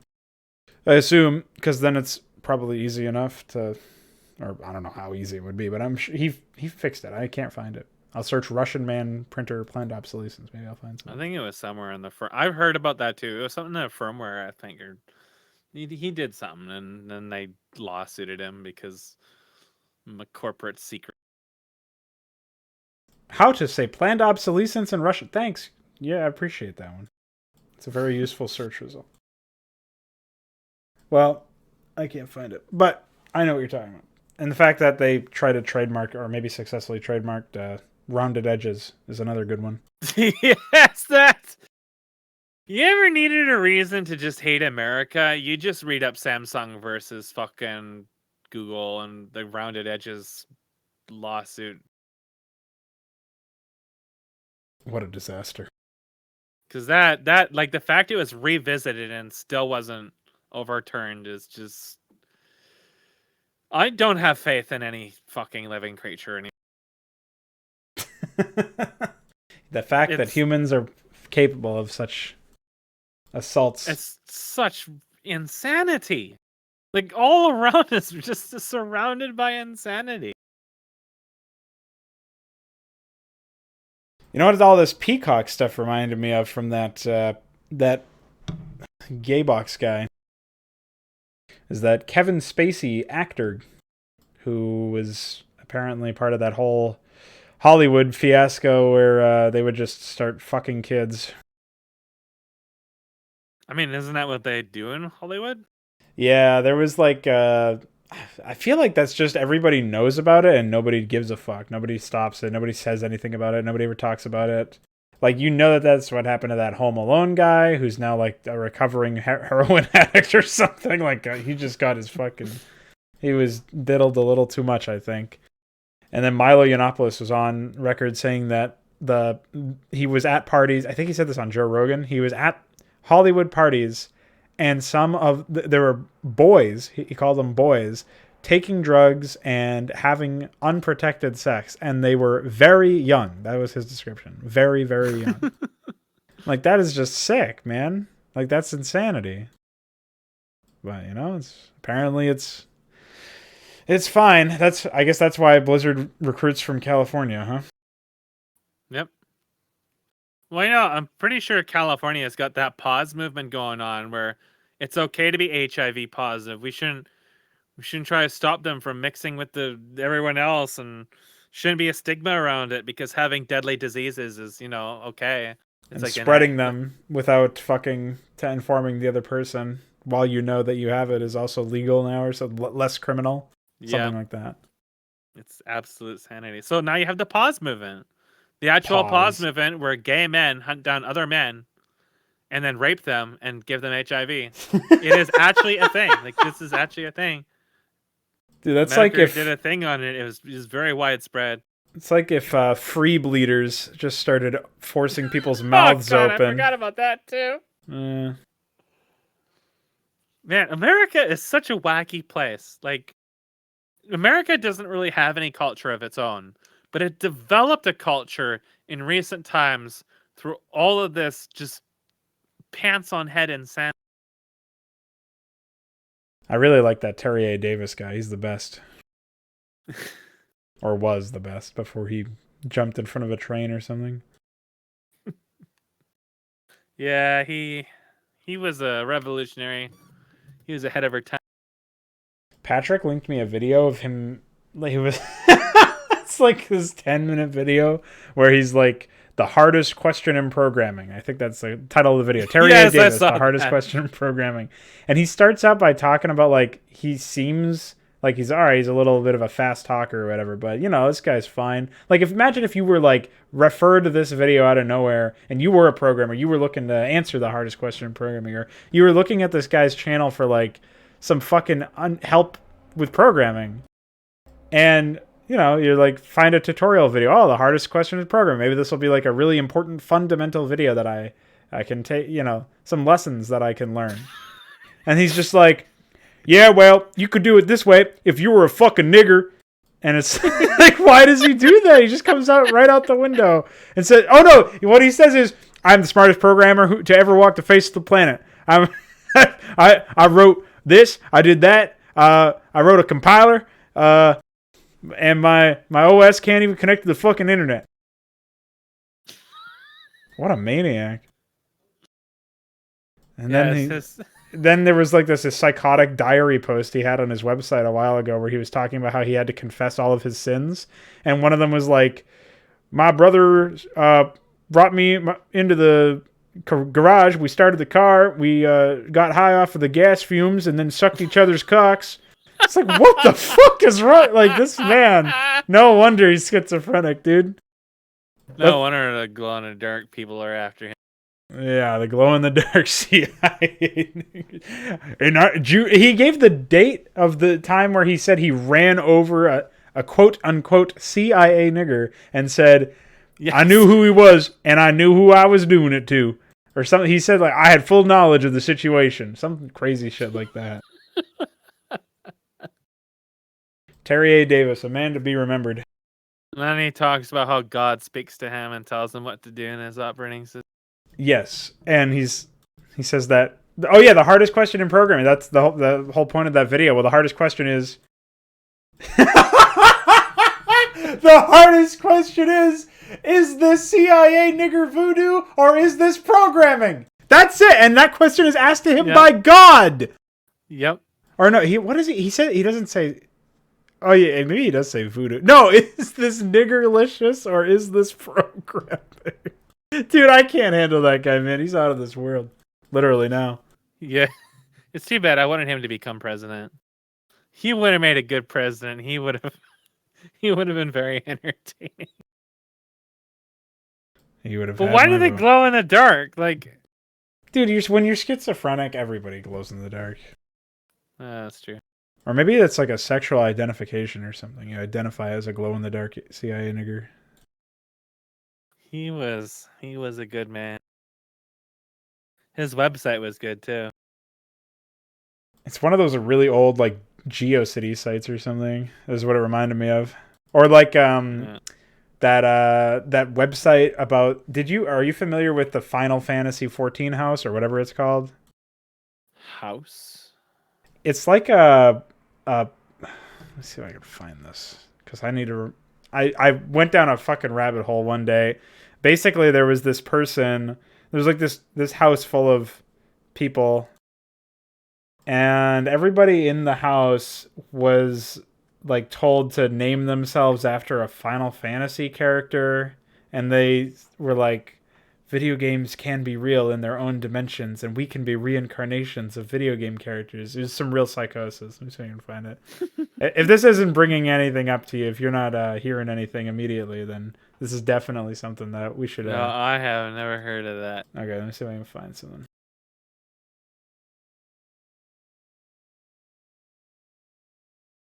Final Fantasy House. Ah, yes, it was literally... It's from a YouTube channel literally called Down the Rabbit Hole, so that's where it came from. It's Final Fantasy 7, not 14. Okay, so it wasn't the hunger that finally drove Sid to leave the Final Fantasy 7 house. It wasn't the way that the others took advantage of him, a 19-year-old trans kid with a love of art and a drinking problem. We're starting out great already. We're starting out right in that rabbit hole. It wasn't even the abuse or the ears listening in whenever he tried to communicate with the outside world. No, what really did it was the theft of his shoes. Dude, I love this opening paragraph. Okay, so he left his shoes outside to dry from a rainstorm and went inside to the glitter-covered surfaces, the rank odor of the neglected trash, the shouting, and emotional abuse. The next morning, his shoes were gone. You may think it's a silly reason to snap, he later wrote on a website detailing his and others' experiences. But that's what did it. This god-awful town with these god-awful people who were bleeding me dry saw fit that my money was not enough. They had to take my shoes, too. You just don't take a brother's shoes. He walked out, he'd taken a change of clothes, a pocket knife, a sketchbook, a pencil, all the money he had left. $5. I was homeless a few days, he recalled on his website. I had the freedom to walk where I wanted and sit down where I wanted. There were no smells. There was no fighting. I wasn't sick on the food I ate. And no one was walking up telling me to go outside and look at fairy rings. I swear to you, I would much rather be homeless than live with people like them ever again. The threat of homelessness does not faze me, for I have seen much worse. There's an amazing photo here. So the houses, there were several in succession, were the homes of a real-world role-playing cult run by a woman whose fantasies left lives in tatters. It shows that even as accumulating friends online and translating those online friendships to real-life ones becomes more and more widespread, we still can't be totally sure of the person behind the monitor until we meet them. There's a bunch of other shit here. So, basically, there was this woman who...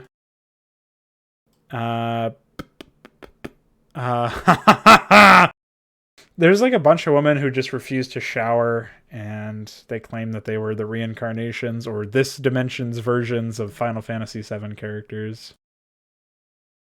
And I don't know, man. It gets even worse from there. If you think it's that bad, I'll just link to that down the rabbit hole video, I guess. It's 40 minutes long, so people can watch it on their own time, but it's quite the experience. Oh dear. So, any other insane stories from more recent times than that? Let me think.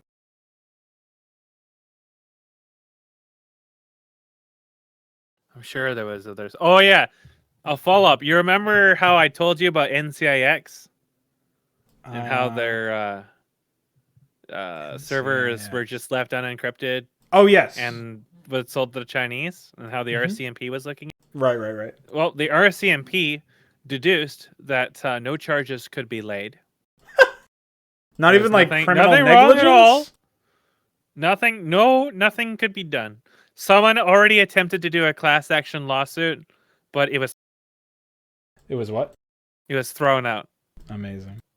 So he couldn't do it because there was, I guess, insufficient evidence or something like that. Someone else was allegedly attempting to do a class action lawsuit, but it'll probably also get thrown out.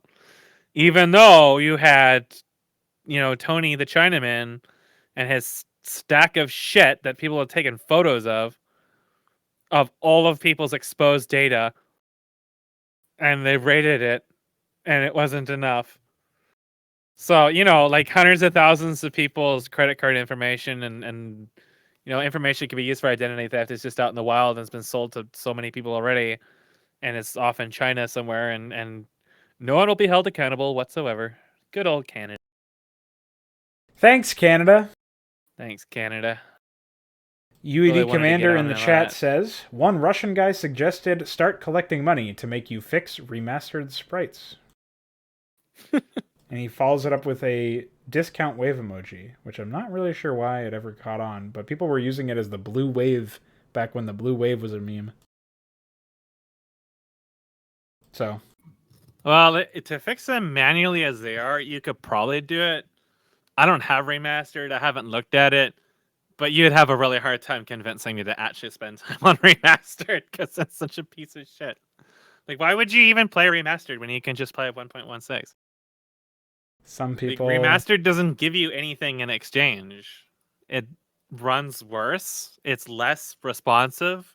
The graphics look worse. The sounds are worse. The interface is worse. I just don't understand why you would even bother. Well, I guess some people really value accessibility over quality. It's not even accessible. Well, it's more accessible than 161. I mean, you have to remember that these people don't even want to... There are some people who would... They're fine downloading maps to play. But if they have to run a mod, But you don't even need to run a mod. No, I'm talking about... You have to go through Blizzard's shitty fucking launcher for that. No, I'm talking about... There's like at least... Well, I've known a lot of people like this in my life, but there are people who are playing a campaign that requires mod support for like AI and tech tree stuff, and they're just playing it without the mod, even though it's going to be a shitty experience because they were just refused to run the mod. Wow. So. Well, that's depressing. It sure is.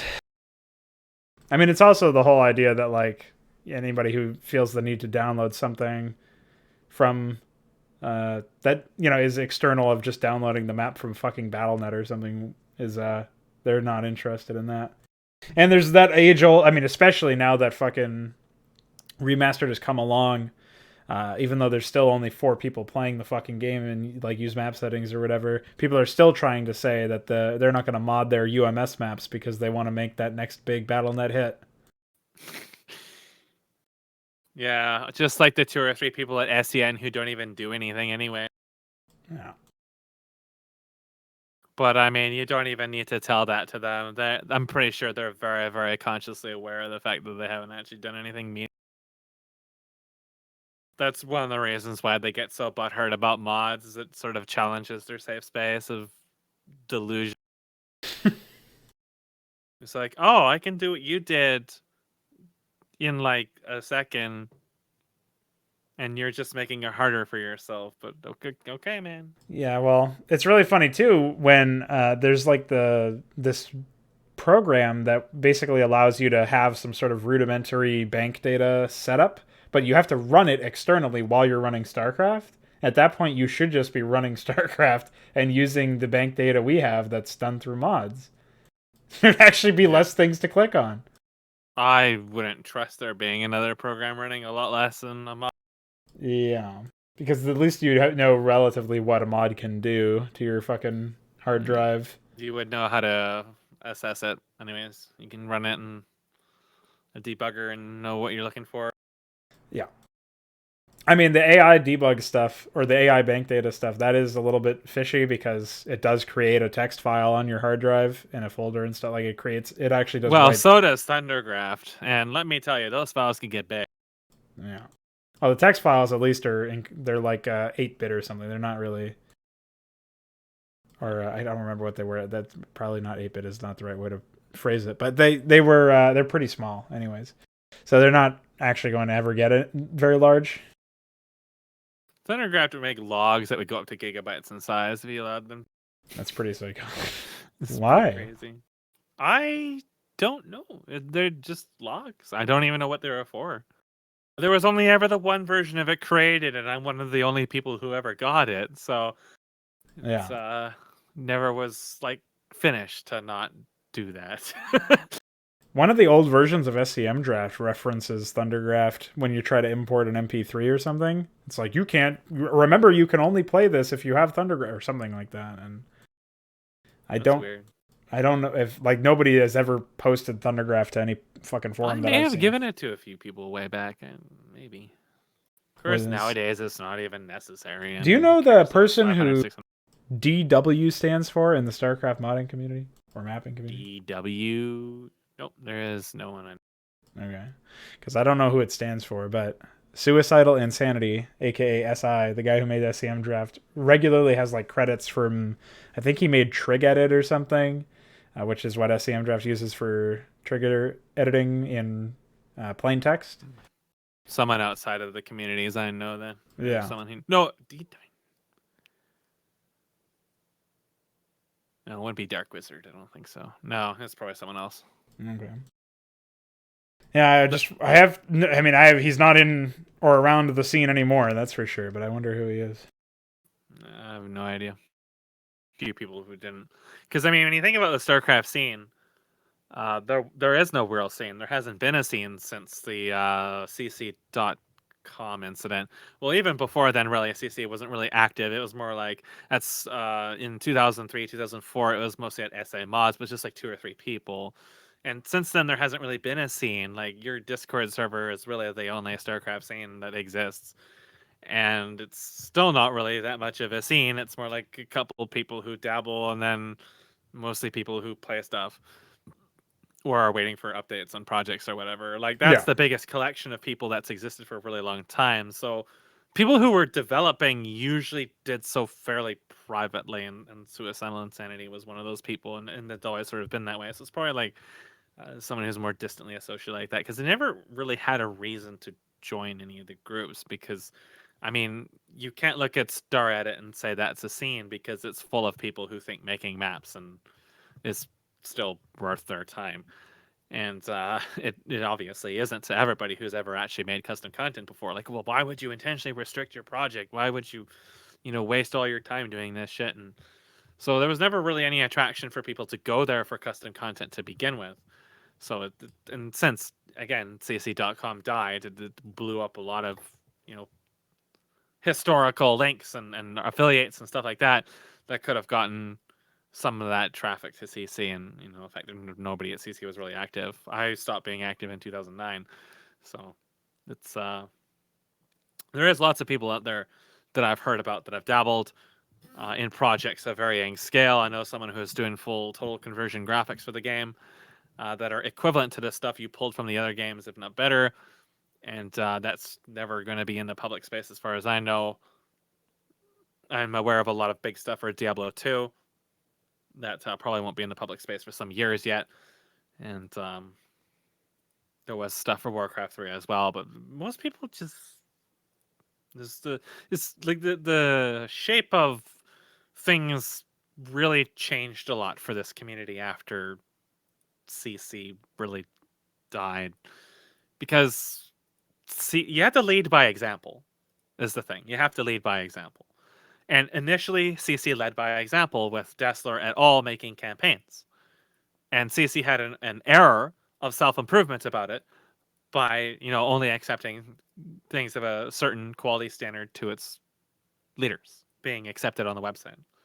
So not only did you have your leaders leading by example, producing campaigns that other people at the time perceived as decent because they had voice acting and custom portraits and music and stuff like that from Joel Stuhler, but they also had the era of self-improvement that yes, you could join the guard. You could be featured on this if you also could produce something of high quality. So it gave an incentive for people who wanted to get involved to actually improve.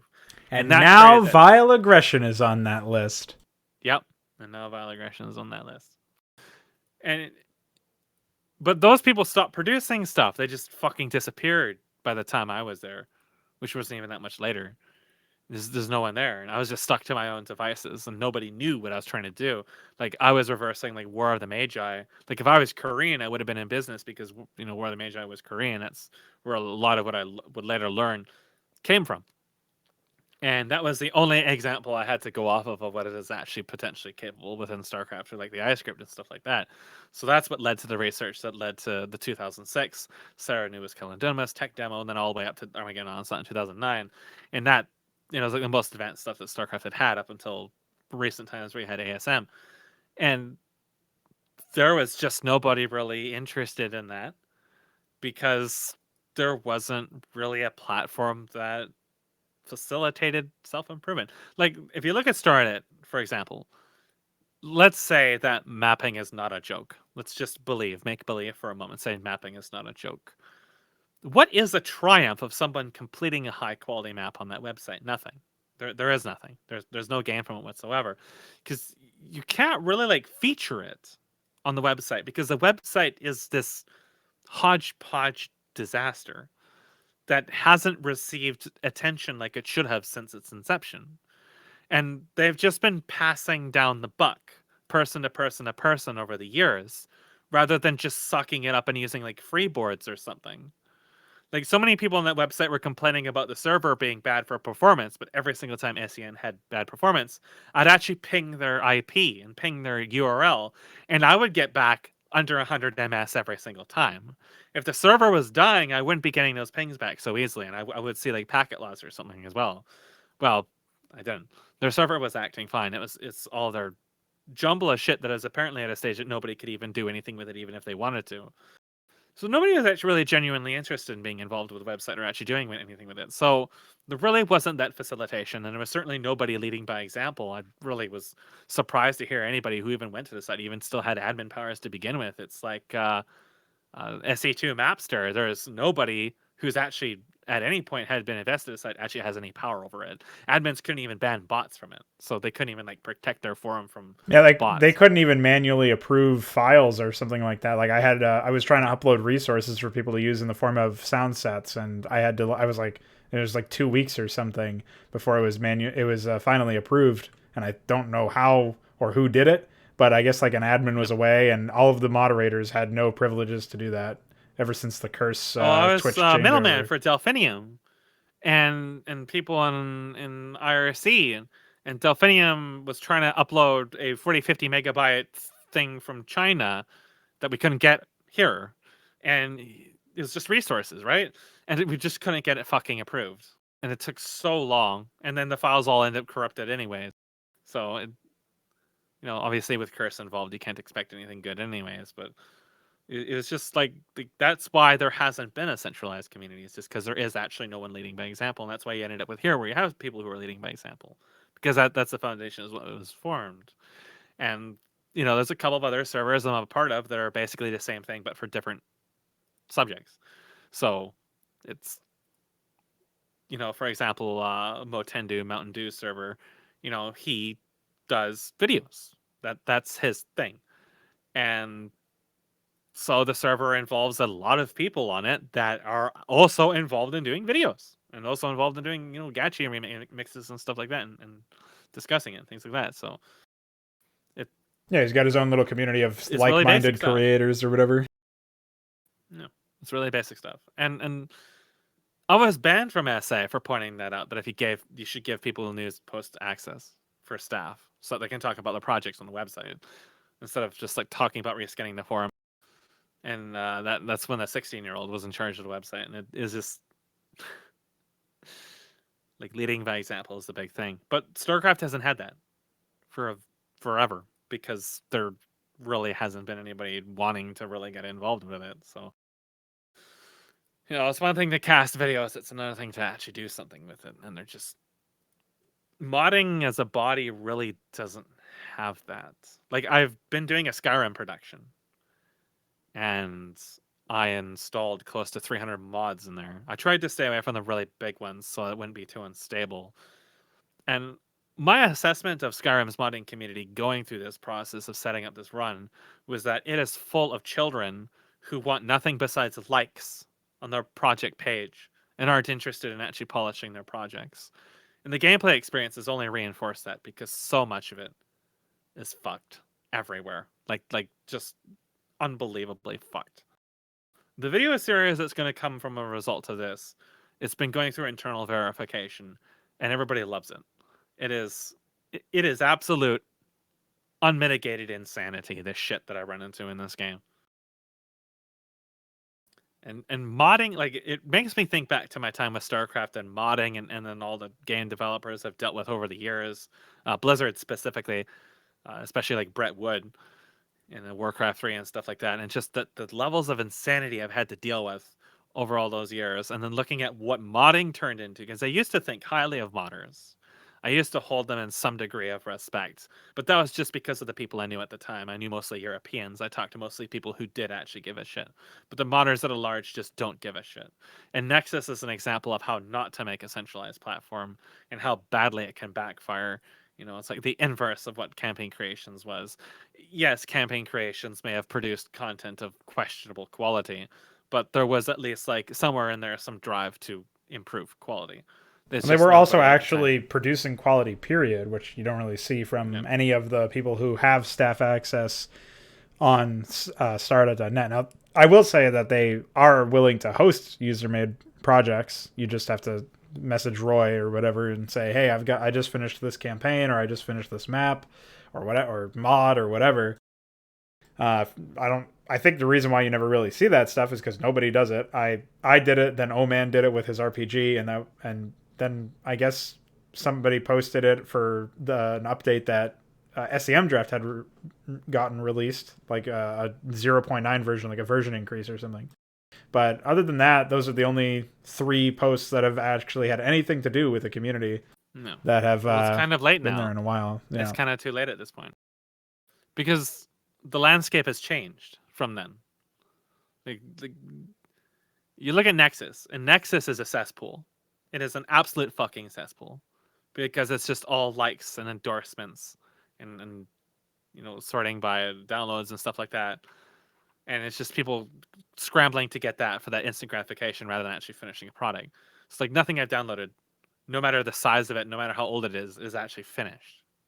There's like really no finished content. Only a few of the armor mods I've downloaded could be considered finished. The extreme vast majority of it is not. And it's like the most popular, biggest stuff for the game. We're talking like the most popular dragon mods, the most popular difficulty mods, the most popular weather mods, the top stuff. And it's all just unfinished garbage. It's all a mess. ENB is a huge fucking mess too. And that's the landscape that modding shaped into. And Brood War is kind of left behind because Brood War was built on the concept of actually like really taking time to do it. Plus, the thing with Brood War mods is it was very hard to get actual interaction with people. So if you were making like a total conversion, you had to have custom AI. And that's in large part where you were going to be doing your balance testing with, you're going to be doing your own playtime with, you were going to be doing it with AI, unless you knew people in real life, generally speaking. And that was difficult for people to swallow too. But I mean, that also shouldn't really matter because you think it's Skyrim, it's a single player game, right? But it did matter for a lot of people. A lot of people look too much at it from the mapping perspective and not looking at it and like at least using it as a method for self-improvement, at least learning about AI and stuff like that. Most people couldn't do that. And most people didn't want to learn new skills, which I can empathize with to an extent, since I also struggled with that. But at least at that point, I was willing to try to learn new skills. Did I succeed? No, but I tried. And StarCraft gave a really good, easy entry barrier into that, actually. It was very easy to get into StarCraft, and a lot of people didn't really do it. Like, it's weird to me, because I still talk to these people every day. Like, people that I've known for 15 plus years from this community. It's not like it all disappeared. I still talk to, I was just catching up with Mildog the other day. He's someone I've known from there for years and years and years and years. And, you know, he made Unreal Tournament 99 maps. I've never seen them, but someone else is telling me about them. And now he's doing, he's learning graphics design. So there was this long period between then and now where, as far as I was aware, that he really wasn't involved in like making content. But eventually he came back to it, and now he's looking at getting like a career and making, you know, some kind of headway and actually becoming involved in graphics design. So that was really interesting. And then eventually I guess he's going to get into Unreal 4. But it took us so very long. Like, a lot of these people just don't really seem to have the drive to actually really get into it. And I don't know where I'm really going with this, but it's like, whenever I think of game developers, it usually comes into the subject of modding or users and what users do at some extent. Because most of the people I know, like, say you have a problem with a game. You don't like a game. But at some small period, like, you like the game, but you don't like what happened in it. So maybe, like, for people like me, you might think, well, maybe I can change that. Right. You know, maybe I can walk in and actually change the game and fix what's wrong with it. So, like, take Skyrim, for example. You don't like the lighting. Maybe you're going to mess around with EMB or something like that. Like, a lot of people will do that. Not a lot of people will actually, like, try to make their own ideas for some reason. Or if they do, that's that is a very interesting point, because a lot of the times people are saying, like, I don't like the way something is balanced, or I don't like the way something looks, or I don't like the way that something plays. I think that a lot of the times in StarCraft, you have these projects that are like, you know, I'm going to make a campaign and I'm going to tell a story and have characters and new units and whatever, but it is still very much grounded within the, like, StarCraft universe. It's not really departing from that too much. It's not rewriting too much. It's not changing too much from the basics. And I think it just carries that forward. But there is, I think, more creativity in the fact that they're bothering to try to tell their own story. It's just, well, at least it feels like that to me, but maybe what ends up happening is that a lot of their story ideas are not actually original, and so the whole thing sort of ends up feeling like a facade at the end of the day once you get into the nitty-gritty, right? Or it's like a gimmick that was pushed too far or something like that, as opposed to an original story idea or an original character.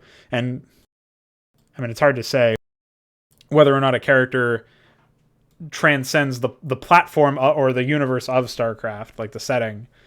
Like, I feel like good characters generally are not really defined by the setting, but more so like what they do within that setting, and you can sort of extrapolate what their actions or habits or whatever their characteristics are and try to transpose them into other settings in your head. Like, what would they do? You'd be able to figure out like a rough answer to whatever they would do in a certain situation.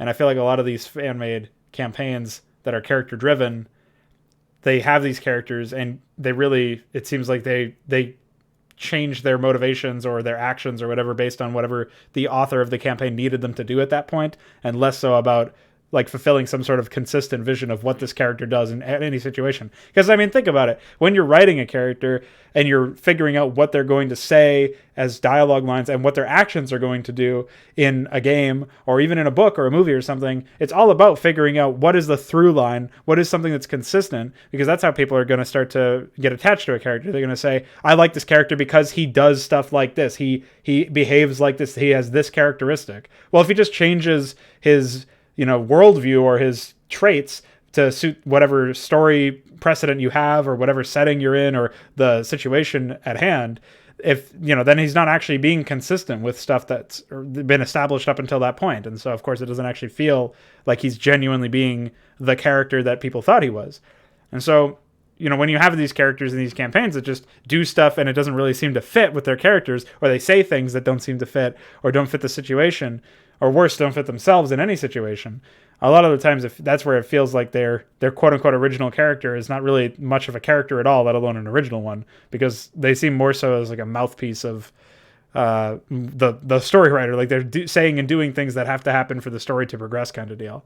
And I obviously you can find examples of that way outside of custom content for an old RTS, but I do feel like people have the right idea, inventing their own characters. Nobody wants to see Jim Raynor's fucking sexual adventures with Kerrigan's Fudo tentacle, but or at least nobody should want to see that. But good idea having original characters. Better idea having original factions, original races, original conflicts and histories to all of these things to set them up and give them backstory and give them weight in the world and actual presence, and try to do that without having a bunch of stupid text expositioning the entire plot. Just like, let me reverse engineer it based on based on the way that this character reacted to certain things. Let's try to figure out what these characters are like. Let's try to understand maybe why they reacted in a certain way until I have enough contextual clues to figure it out myself as a player, as a viewer, as an audience member. You don't really have any of that. Really, just people just want to. They sort of half want to do what they're doing. They sort of halfway make a character or make a faction or something, and usually the ideas aren't that original, but usually the execution is what kills it. Where they just obviously they do weird shit that fucks everything up. You guys were talking about character-driven campaigns and chat a couple of days ago. Yeah. And it kind of made me think, well, I've always driven stuff by characters at a point because that's my strength, is writing dialogue. I mean, I can write anything I want, but dialogue is usually how I've been driving information. So I am still in the catching up to my old other unrelated work, but I will be working on StarCraft 2 campaign. I've posted a few little intermediate things in that contributor thing, but that campaign will be character driven. And when I think about the characters for a project like that, I think of it sort of a different way than most people. Like the way that most character driven projects, like take for example anime or movies or comics or whatever, is they usually try to connect to people. They usually try to make something that you could see yourself being. That's why a lot of the anime is based on like the high school guy or whatever, because that's their target audience. So they try to establish that kind of, relatability. But my projects tend to be different than that. I mean, everything that you make is based on you in some shape or fashion. But you think about it in that, I need to make this character relatable to my core audience. Well, none of my characters are really relatable to my core audience at all. So they're related to some, like, I like to think of them as like shades of color as ways of I see things. And those are already very different. So consistency is definitely a really big deal. Like consistency is super important with such a project. And making it dialogue driven is also really important. And you were talking about not having character-driven RTSs. Well, narrative or story-driven RTS is really difficult in general because you can't really use too much once you've hit the gameplay point to actually tell a story. You have to use the gameplay mechanisms to tell. No, I actually don't even think it's possible to do a narrative or story-driven or a narrative-driven story in an RTS just based on the fact that like what you use for information control.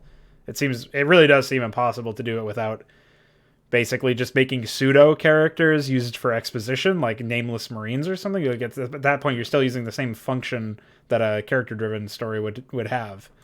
Yeah. Like you can sort of loosely characterize something as narrative-driven by saying like the characters are secondary in importance to like the events that are going on, but you're still going to be using a lot of the same functional elements like characters driving the information control, and you're still going to use characters as like mouthpieces for the factions that are happening, like actually enacting real things in the world, right? Which is what characters are already used for in part in a character-driven story. So really, I don't think it's feasible to try to do something that is so far removed from a character-driven perspective or whatever. I think the only way to do it is by writing the world from the ground up. So I don't know how much I've really talked about my world design or the world of Apex in anything related to any of the people here would see. Probably not too much at all, but yeah, I don't think they're very familiar. I did talk a little bit about it in chat, I believe. But my world is it has rewritten StarCraft in it in some names. Mostly because of the fact that Apex originated as a StarCraft 2 project to begin with, way back in like 2012. So I had to consciously accept at the time I realized I didn't have the skills necessary to completely redo all the graphics. I was going to be recycling and basing things a lot on the existing ones. I'll be right Especially back. since at the time we didn't even have the official tools to begin with. So the exporting already was really bad. We didn't have importing really. So I ended up asking myself a lot of those hard-hitting questions like, okay, I want to make something character-driven. And I want to have a way that I can make the world not stupid, basically. So I rewrote the entirety of StarCraft from scratch several times. Not just like the events and the history and the characters and stuff, but down to how actually everything functions on a technical level. So I asked myself, how can I, in a written world, if I was to write this, because I wrote audiobook versions for it as well as the light novel version, how can I write this in a manner in which, if I placed what happens in gameplay on text, it made sense? So I looked at the technology and I started asking those questions about the technology. So I did the world building first. I had characters in mind because the characters are what really drove it. So I had personas I wanted to drive with it. I want it to be about characters. I want it to be like Dragon Ball Z. I wanted to have it be a clash of ideals and characters in dramatic anime-esque battlefields. But at the same time, I wanted to make sure those battlefields all made sense because that was a critical part of establishing believability so that the things that happen in the world that I don't explain, they're at least insinuated enough to the player that they can follow along. So you don't have to spend very large amounts of time giving exposition or having in-game cinematics or anything like that. So it has been condensed quite a bit for this project that I will eventually be posting more about and talking more about as time goes on. It has been condensed into actually just a few lines of dialogue. It's possible I'll have a codex with information in the campaign. It's still something I'm kind of on the fence about. It's probably something I'll end up addressing towards completion, something that gives information about the units and technology and stuff like that. But yeah, I've always been on the fence about codex stuff just because the only times I've ever seen it used has always been to a massive, well, not massive detriment. It's just something that nobody ever interacts with, really. Like you get the hardcore people who will read literally anything on fanfiction.net who are going to look at that and read all of it. And then you get the people who are like the majority of people who are just going to say, wow, look at all this reading I'm doing in a visual media. And then they just queue out. So I'm interested in what you would actually, is it just there to, would it be there just to serve as a function for those people who are interested? It is just there just as an aside. Yeah. So each mission that you encountered units or characters, it would add something to the codex. You wouldn't even get notices for it. It would just be something that gets added to. And it's just something you access to the main menu that acts as like a library if you wanted to learn about some specific stuff. But it would all be present tense as well, based on where your missions are actually at. So if you encountered a character, it'd say this character may have been involved with this, may have been related to that, or this event happened to you or something to do with your last mission. Only when you actually completed the various chapters did anything really become fulfilled. But it is definitely something you don't want people reading lots of text while you're going through the mission. You don't want tooltips. You don't want help. There will be no such things in this campaign. There will be never at any point a pop-up that tells you something unless it's directly related to something that's already happened in the dialogue, which is and as far as any of the missions I conceptualize, it doesn't exist. So, but the world still has to make sense, though. Like, it has to be very, very cohesive, and StarCraft doesn't make any sense at all. You read the primer and the history for StarCraft and the manuals, it makes no sense. The populations make no sense. The rate of growth makes no sense. The Terrans fighting the Protoss makes no sense. The Zergs and the Terran fighting, they don't make any sense at all. What gave the Zerg strength a lot in early on StarCraft was the fact that it did not really tell you too much from the Terran perspective. Kerrigan obviously ruined all of that, and then everything immediately went downhill as soon as Kerrigan was introduced. But before then, the Zerg were actually a pretty good idea of what I think you should do from the Terran perspective, which nobody really knows anything about them, and it's probably going to stay that way. There's going to be opponents in Apex you're really never going to understand. But you'll understand the mechanism by which they function, and which they function in a game in a manner which can be believable.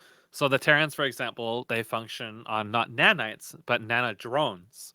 So it's like a nanite, but larger drone systems that fabricate resources and synthesize stuff out of them. So they're based really, really heavily on like transmutation and stuff. So they create flesh from metal, and that's how your clones are made. Clones and machines and tanks, battlecruisers, whatever. They're built on templates. And the way the tech structure works is you're actually building servers and databases that handle the computations off-site in a modular manner. And that's where the tech tree thing comes from. The way the campaign actually starts is you are basically like a artificial super weapon that was created by the antagonist in story sense, but the protagonist in literal gameplay sense.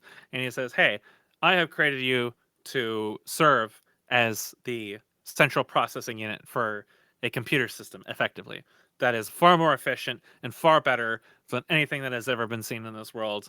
But I got surprised before I was ready because they managed to get past my planetary shield and destroy a lot of the server infrastructure, and things are damaged, and now you have to fight uphill, in a nutshell. And then it goes from there, in which you deal with the planetary assault that these guys have done to try to defeat the shield generator so they can bombard the planet.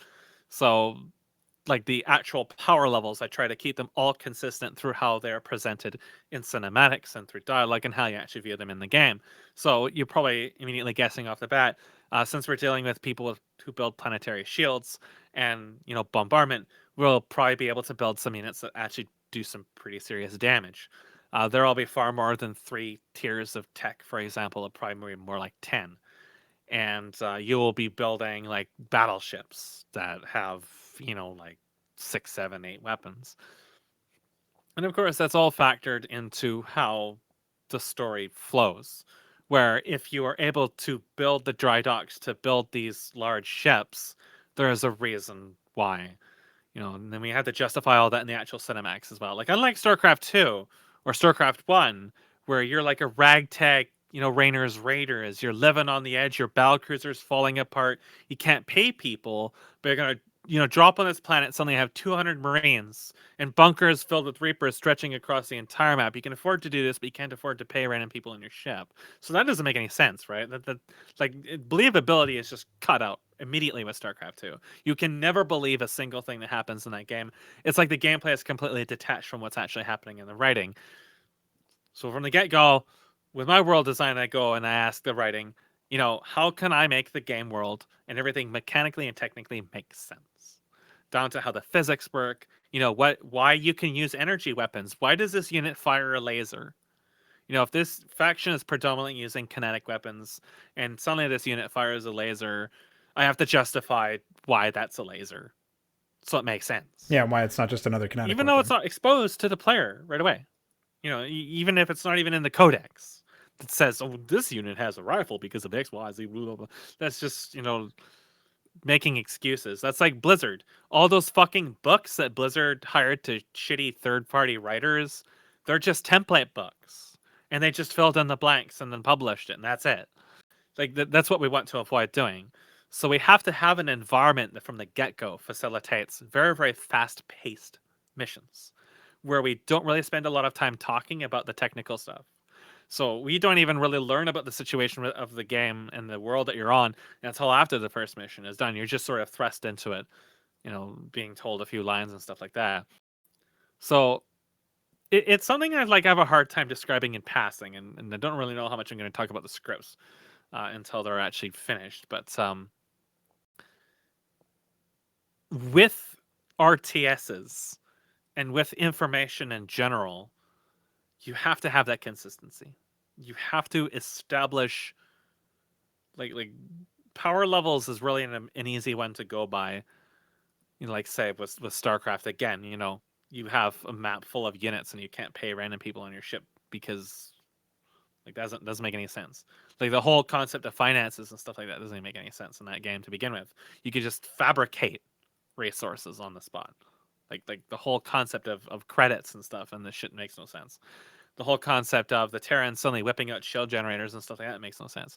So we have an alien race like Protoss who blows up planets at a whim.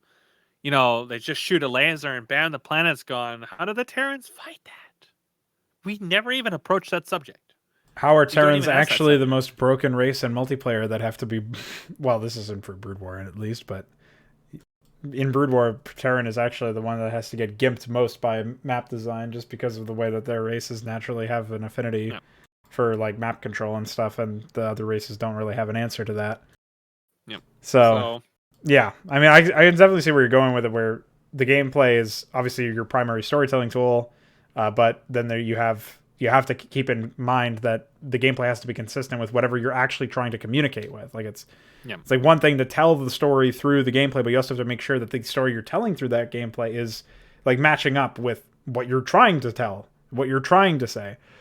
And I feel like that is just an added step to when you're writing all this stuff down and in your your notepad or your whatever you got going on for your documentation. You're trying to figure out what you're trying to do. I use my panties actually. Oh, okay. Yeah. So Balethal is in the chat saying he brought this up a while ago, but he said that environmental storytelling is an alternative to character-driven storytelling, and people often underestimate the power of it. But he does go on to say it is pretty difficult to do without a ton of modding and art. At least he's presumably talking about Brood War. But I generally think environmental storytelling. Oh, go ahead. Environmental storytelling is actually a huge thing in this project. It's just something I just subconsciously consider. So let's take, for example, the first map. So in the first map for this campaign, you start off with that 1 versus 1, that classic bunker rush weed out that I have done for a lot of these Apex projects. And in that area, you are in a very contained spot. You're basically in like the courtyard of the castle to this guy's final stronghold that you're trying to protect. You fight the knight and then you defeat him, and then the map expands. So this planet has his infrastructure has already been heavily destroyed, and you haven't been briefed really on what it is you're facing. You don't really know what you're up against. But I've designed the terrain in a way to kind of tell you how that battle went ahead of time so you can prepare. So if the player does not prepare by looking at the terrain, they're going to get surprised by the ballistic missiles that basically function as super nukes. Because there is like multiple huge craters all over the place filled with magma. There's like hot spots of stuff having been destroyed by explosions and things like that. And you use the environment to kind of tell the story of how it came to be that this stronghold was attacked, and then the challenger that faced you eventually reached you. Like you carve that path of destruction through this installation and through all the defenses, and you lay out all the battle damage in a way that actually makes sense. That actually looked like an opposing force first bombed this place and then quickly dropped in, an asset to try to build a stronghold in that courtyard. Environmental storytelling is a really big deal. It's a huge deal. It's super important. In all of my maps, I always ask myself first, how do I make this map look like a real living space? And then I ask myself, what effects did whatever happened prior to why are we here, and what effects does that have on the map? Like whatever happened prior to our arrival.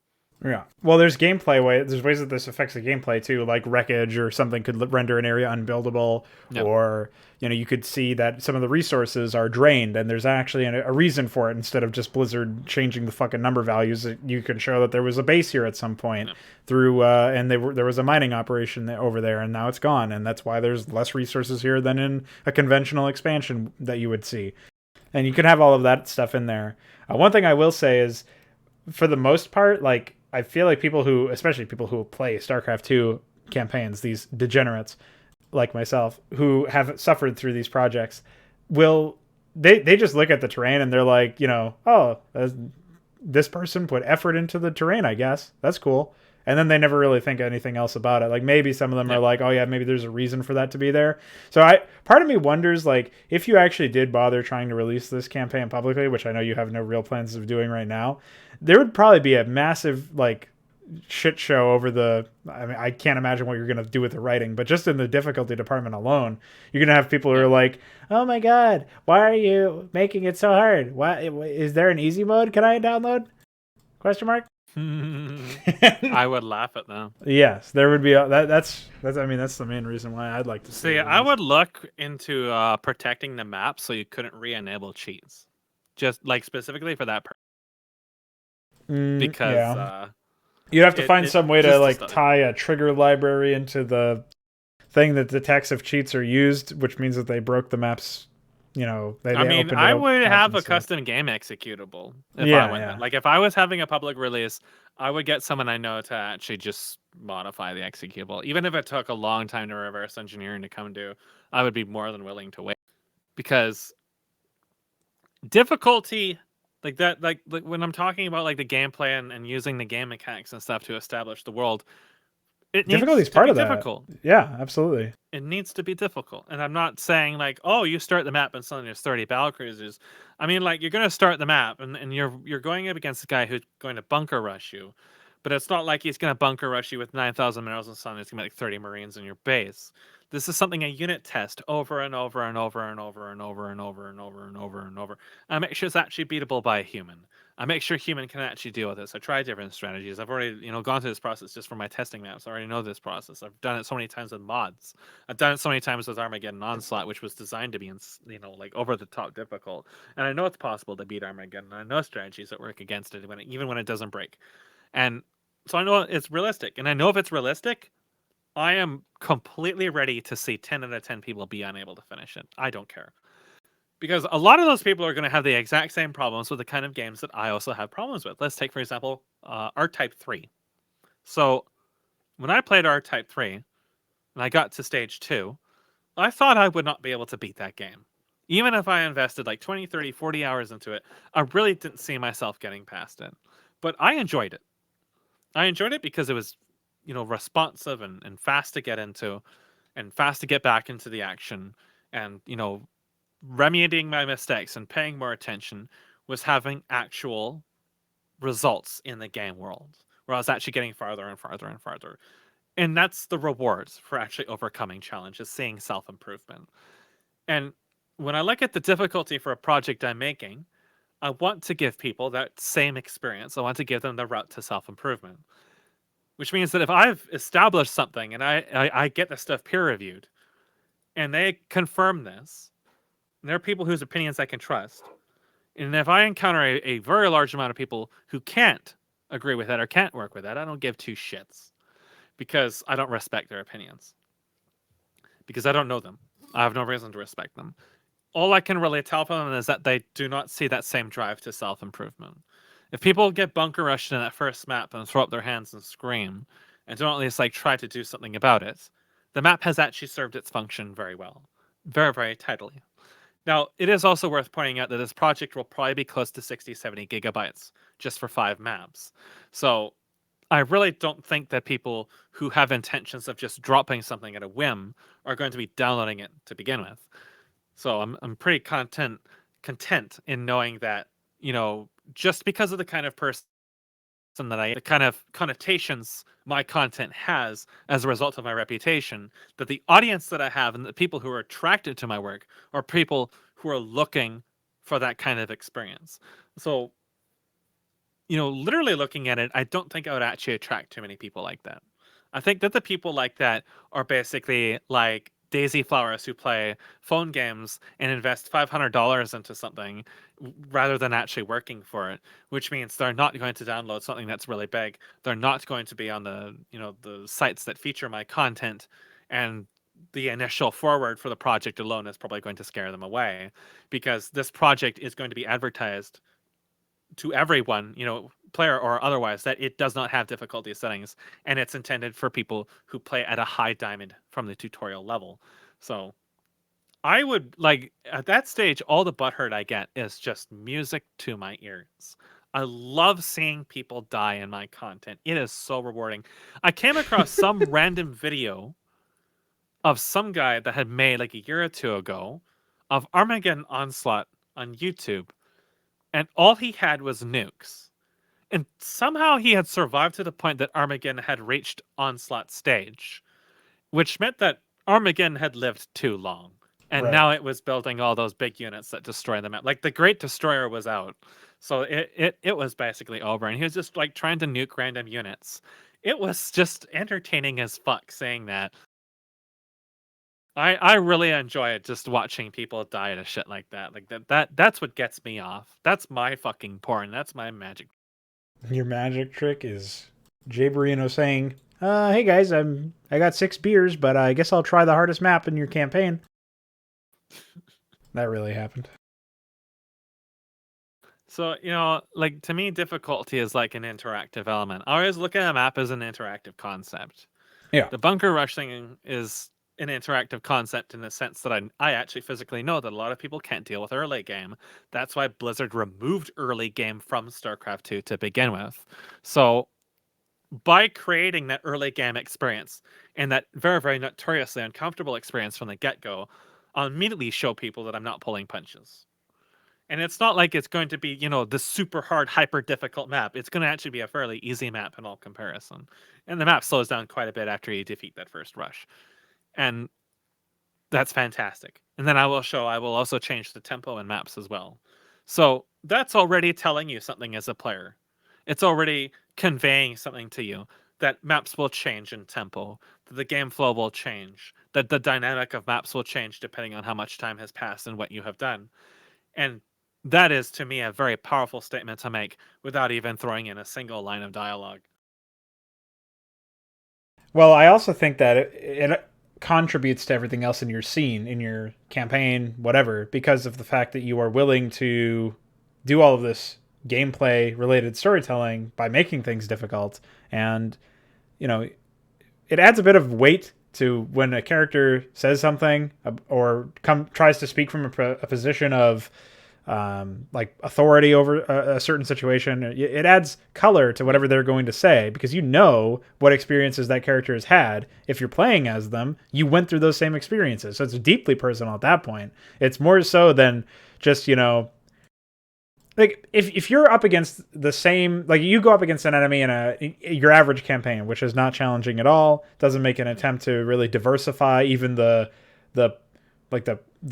who is attacking you, that you run the same AI script for everything or whatever, then fighting Jim Raynor is the same thing as fighting Arcturus Manx, is the same thing as fighting the United Earth Director. It's all the same, because there's no really any challenge. Maybe they use different units. Maybe the AI breaks more on one of them because the author disabled units in the fucking map instead of actually rewriting the AI.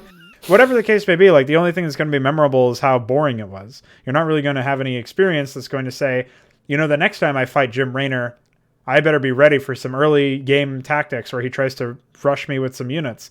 So as soon as you have a really challenging experience, especially if it's by something that is going to later on be succeeded by another meetup with the same guy, like whoever's this bunker rush dude, the next time you fight that guy, you're going to be like, I remember what this guy pulled. I better check my expansions. I better check my base. I better be on the lookout for using terrain advantageously, for the enemy to be using that terrain advantageously. Like I've got scenes in, this goes back to the same sort of thing that I did in even the remastered version of Hydra, where I was using AI with specific unit compositions. It's a very basic way to do that sort of personality storytelling, where you're basically showing the personality of the AI of your opponent.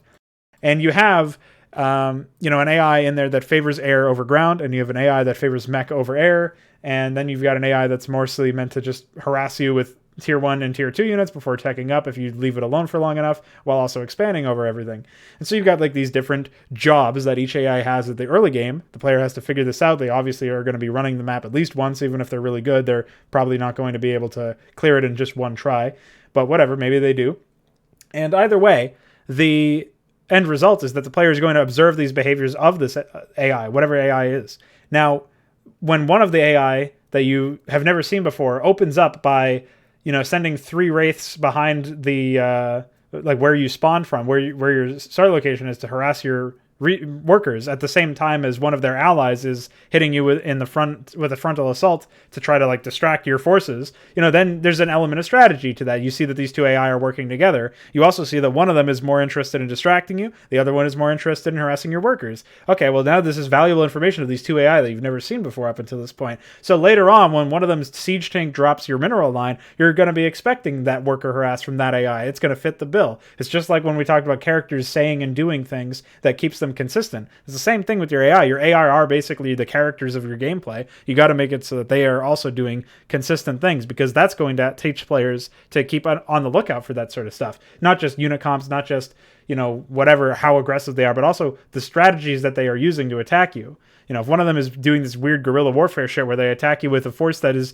very unlikely to actually cripple you or destroy you, but they're still sending at you, and it does demand some sort of response, and then another one just comes in with some worker harass at the same time, you understand what's happening here, and you understand that this co-op project where you're playing with another ally, AI are also operating that way on this co-op, tag team sort of system where they are working together to try to defeat you. They are actually trying to defeat you, which is already a step up above any other project, because there's never any situation where anybody has made a campaign that I can remember where the AI actively tried to win and play to its own victory conditions, whatever those happen to be. If they just have like all of these extra resources and units or whatever fed to them, and at most, if they're difficult at all, and then they just sit in their base and don't do anything otherwise. They don't try to expand. They don't try to take up any map control away from you. They don't really try to do anything with their environment, because it's just campaign insane or whatever. I try to think of the player's interaction with the gameplay as its own dialogue. I try to think of the map as an experience between you and an opponent. So, say for example, this first map, after you defeat their first opponent and move on, you're the leader, you're the one who created you, will say, there's infrastructure to the west that was captured by the enemy. If you destroy it, I can take over and build my own base. I'll turn into a 2v2. Or you can just choose just to ignore it and try to fight their main bases and take them head on.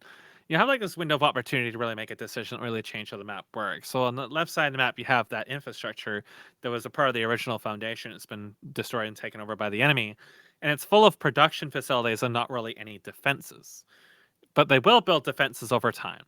And they don't start with an immediate amount of money, so that base is basically just undefended. So you basically can choose to go on early aggression and try to take that out right away, or you can choose to try to take map advantage elsewhere. It's really going to change how the map works. If you just ignore that, but you fail to actually do serious damage to their main bases, then you're going to be in a tough spot, because they're going to have all that production. It's going to get locked down. It's going to be very difficult to take back at all. And of course, they're going to have more resources throughout the rest of the map, because they're going to be expanding at the same time. So they're going to be able to use that production to greater effect the longer the map goes on. Yeah, so it's like I take that example of the enemy has a stronghold and an advantage over you, and I try to add some dynamic to it, as opposed to you just fighting through walls of units. There's not really going to be too many military units on the map, because they've already been expended to bring that one lander into your base. And it's insinuated there's been still some fighting left over in the background. So it's mostly going to be them recovering and preparing for a final push, and kind of recoiling from the surprise that you actually managed to defeat the first guy to begin with. So you have that sort of like few minutes to really make your decision on how the map goes. So if one decision doesn't work and you fail the map, you can always try it again and try something else. So it's something you really can't really do in StarCraft 2. You can only just really change your unit composition and move a little more efficiently. Yeah. Whereas I try to do something a little different with this, try to make it a little bit more alive, and try to make a dialogue in which your opponents will actually behave, or at least perceivably behave differently depending on how you interact. I can, for example, make triggers that change the AI's compositions, or how they expand, or how how many units they attack you with, depending if you've actually managed to take that landing or not. If you've dealt serious damage to it, they might just abandon it entirely. If you don't manage to do it and you manage to get repelled, then they'll fortify it, and then they'll probably take a few minutes, and then they'll try to quickly, attack you with some harassment, and then tech up. If you don't do anything, they might just actually tank it out for a while and just bulk and just expand, and then move the game slowly and more cautiously, because I don't really understand their opponents. So that sort of stuff is really easy. That's just literally a condition that says, did the player destroy this at this period in time? No. then we can fire this particular galaxy block for the AI that alters the the count of the units for their merge waves and the amount of units they build and stuff like that. So it's ultimately very simple stuff. But that simple stuff, when you execute it right, will at least give the illusion that the AI is actually trying to think, on top of them being significantly more aggressive. And like just thinking of the maps in that light, as opposed to what kind of gimmick are we going to throw in here, that perspective alone recolors the way in which you think about certain contributions to the map, like the expansions. So obviously, when you're playing Legacy of the Void, there was very, very few macro maps, and they almost always had some caveat with them in which you just didn't really get the chance to do max food armies unless you were sitting defending for a long period of time. And that's just silly. When I think of resources, I think of seeding operations.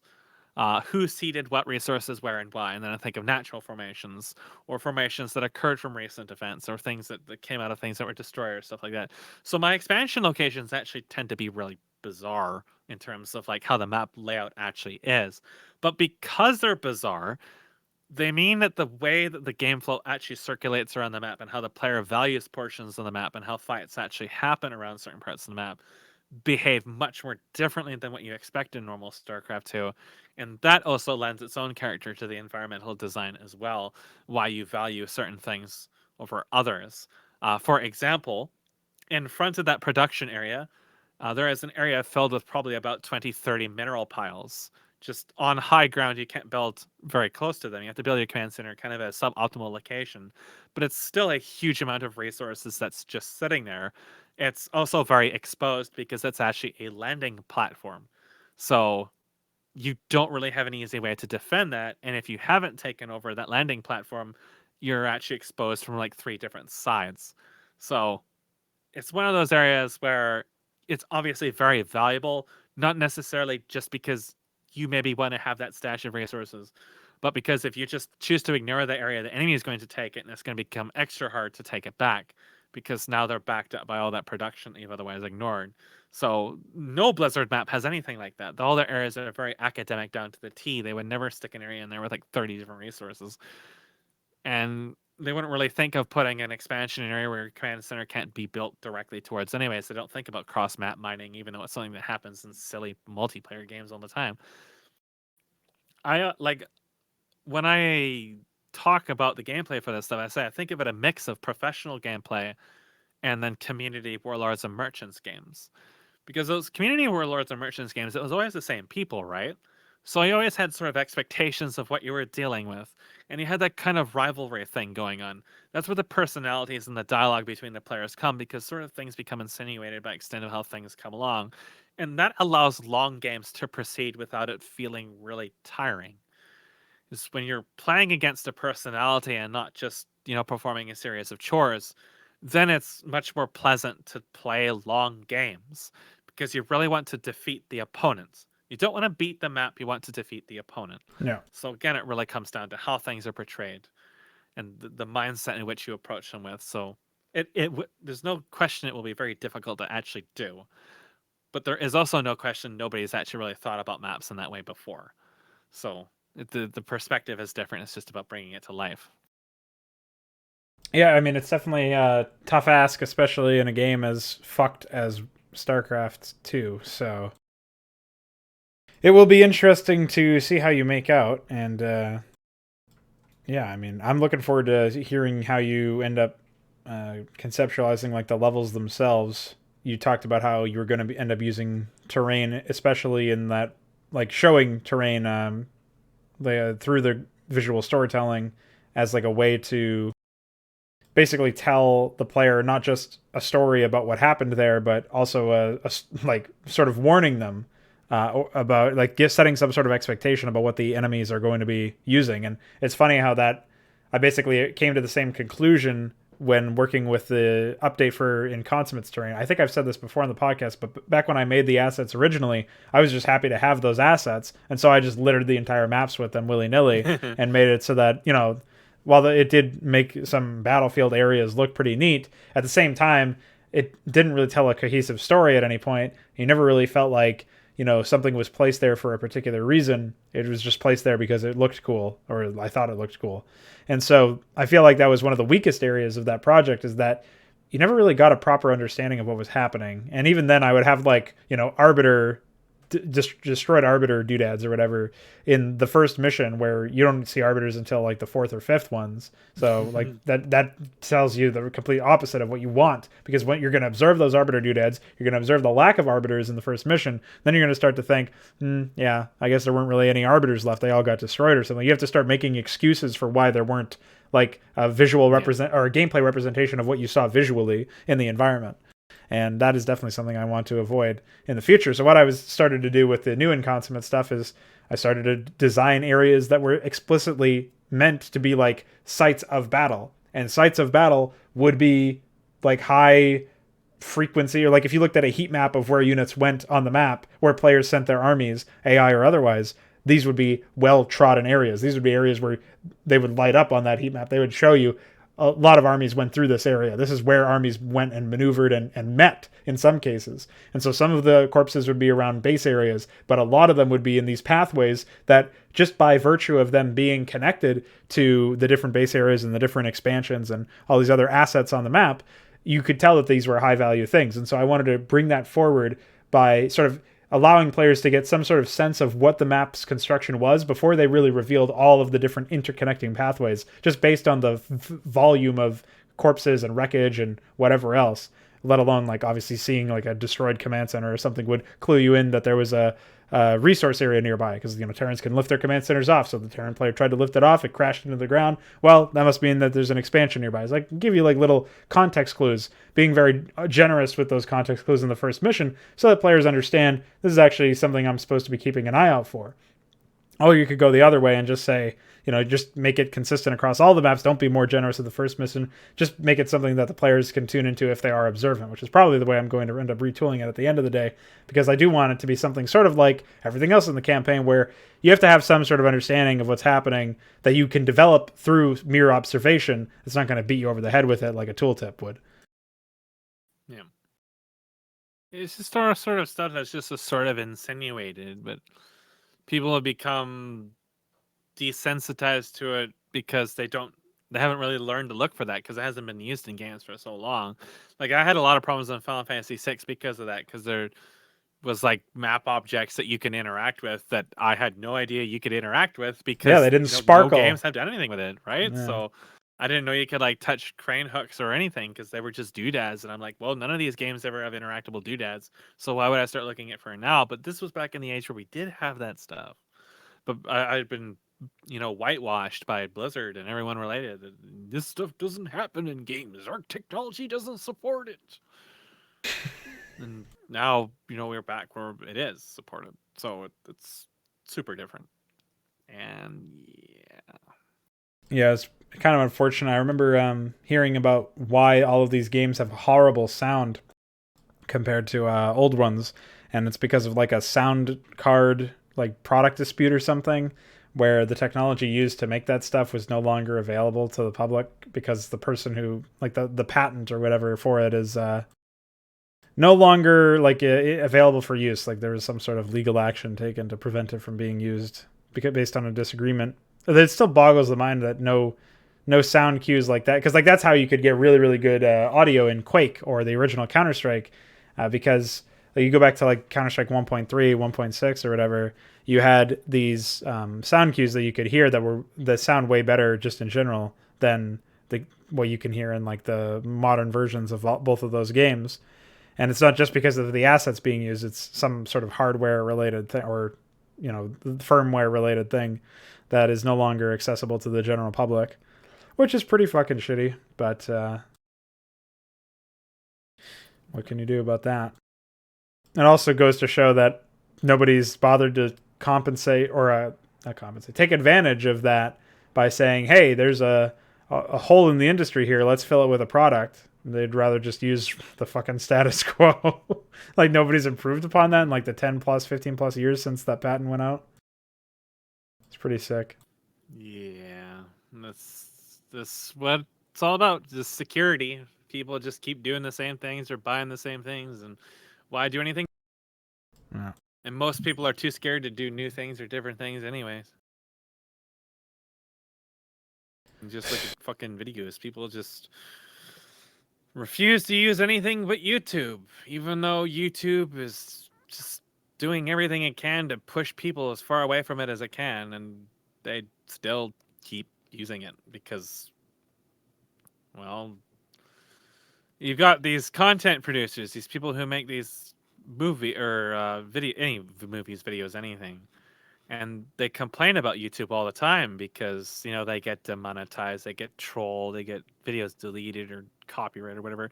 The answer to solving that's right there. Just make a fucking website. Just use archive.org, you know.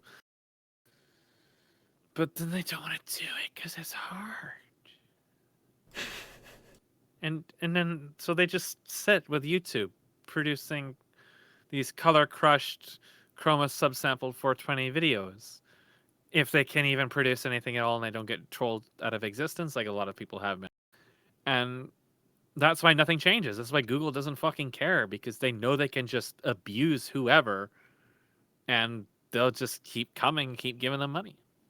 Well, it goes back to what you said about leading by example with those starredit.net and shit. Got to lead by example and make your own service, I guess. I don't know. Yeah. To be fair, the left does like to say stuff like that, where they'll say there are a lot of talk, that's for sure. Yeah, well, they say you don't like how something's being run, make your own. I think this is one of those cases where we actually do need to do that. But I mean, a lot of the left's ideas make sense, but a lot of their figureheads are just so insane that you just can't take them seriously at all. Yeah. Like they say, if you don't like something, go and change it. Well, then they're all about censoring everything, and you know, burning all white males at the stake and all this other shit. Like, there's just insanity everywhere. I mean, that isn't to glorify any other particular political party. They're all fucking insane as far as I'm concerned. I'm more of an anarchist personally, but the things that get piloted and the things that get did are entirely different things, no matter which fucking party you look at. The left just happens to be more insane because they're so fucking heavy on censorship, which just like goes against everything that everybody does, I'm pretty sure.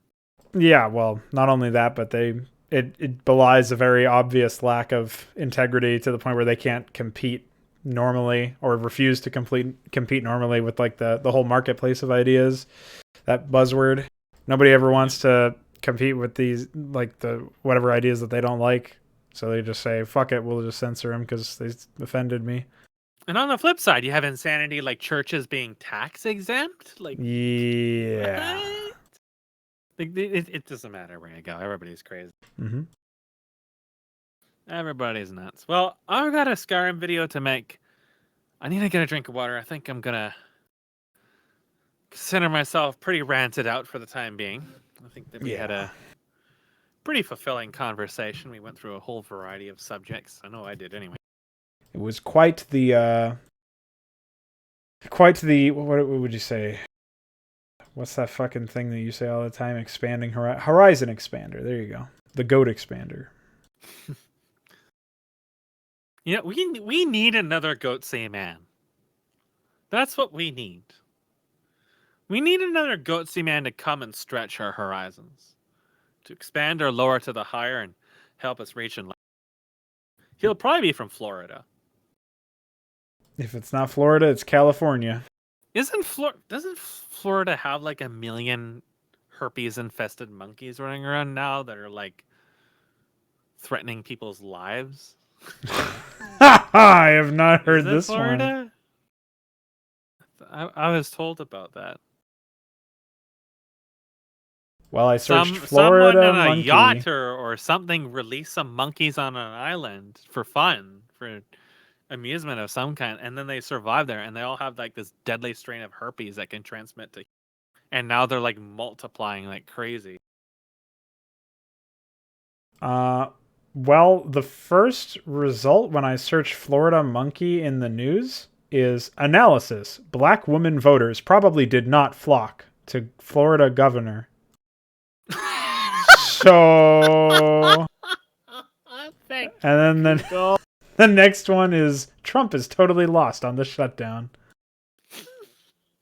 I thought it was Florida, but maybe it's somewhere. Maybe it's New Jersey or something. I don't know. It was some American place where someone had released some fucking monkeys just for fun, and now they're probably. No, it is. Here it is. I found it.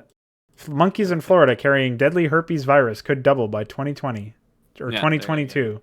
This was November 14th. It doesn't say what year. But yeah, I'll put that link in there too. Yes, they were released by a boat operator. Oh, cool, an autoplay video. I love those. They were released by a boat operator who was hoping to use the monkeys to start an exotic attraction. Up to 30% of the primates are carriers of the herpes B virus. But you know where I found it? Fox News. So take it with a fucking... Thanks, Fox News. Bucket load of monkeys, dude. Fox News, the one trustworthy news source for Americans. Unless you're Alex Jones.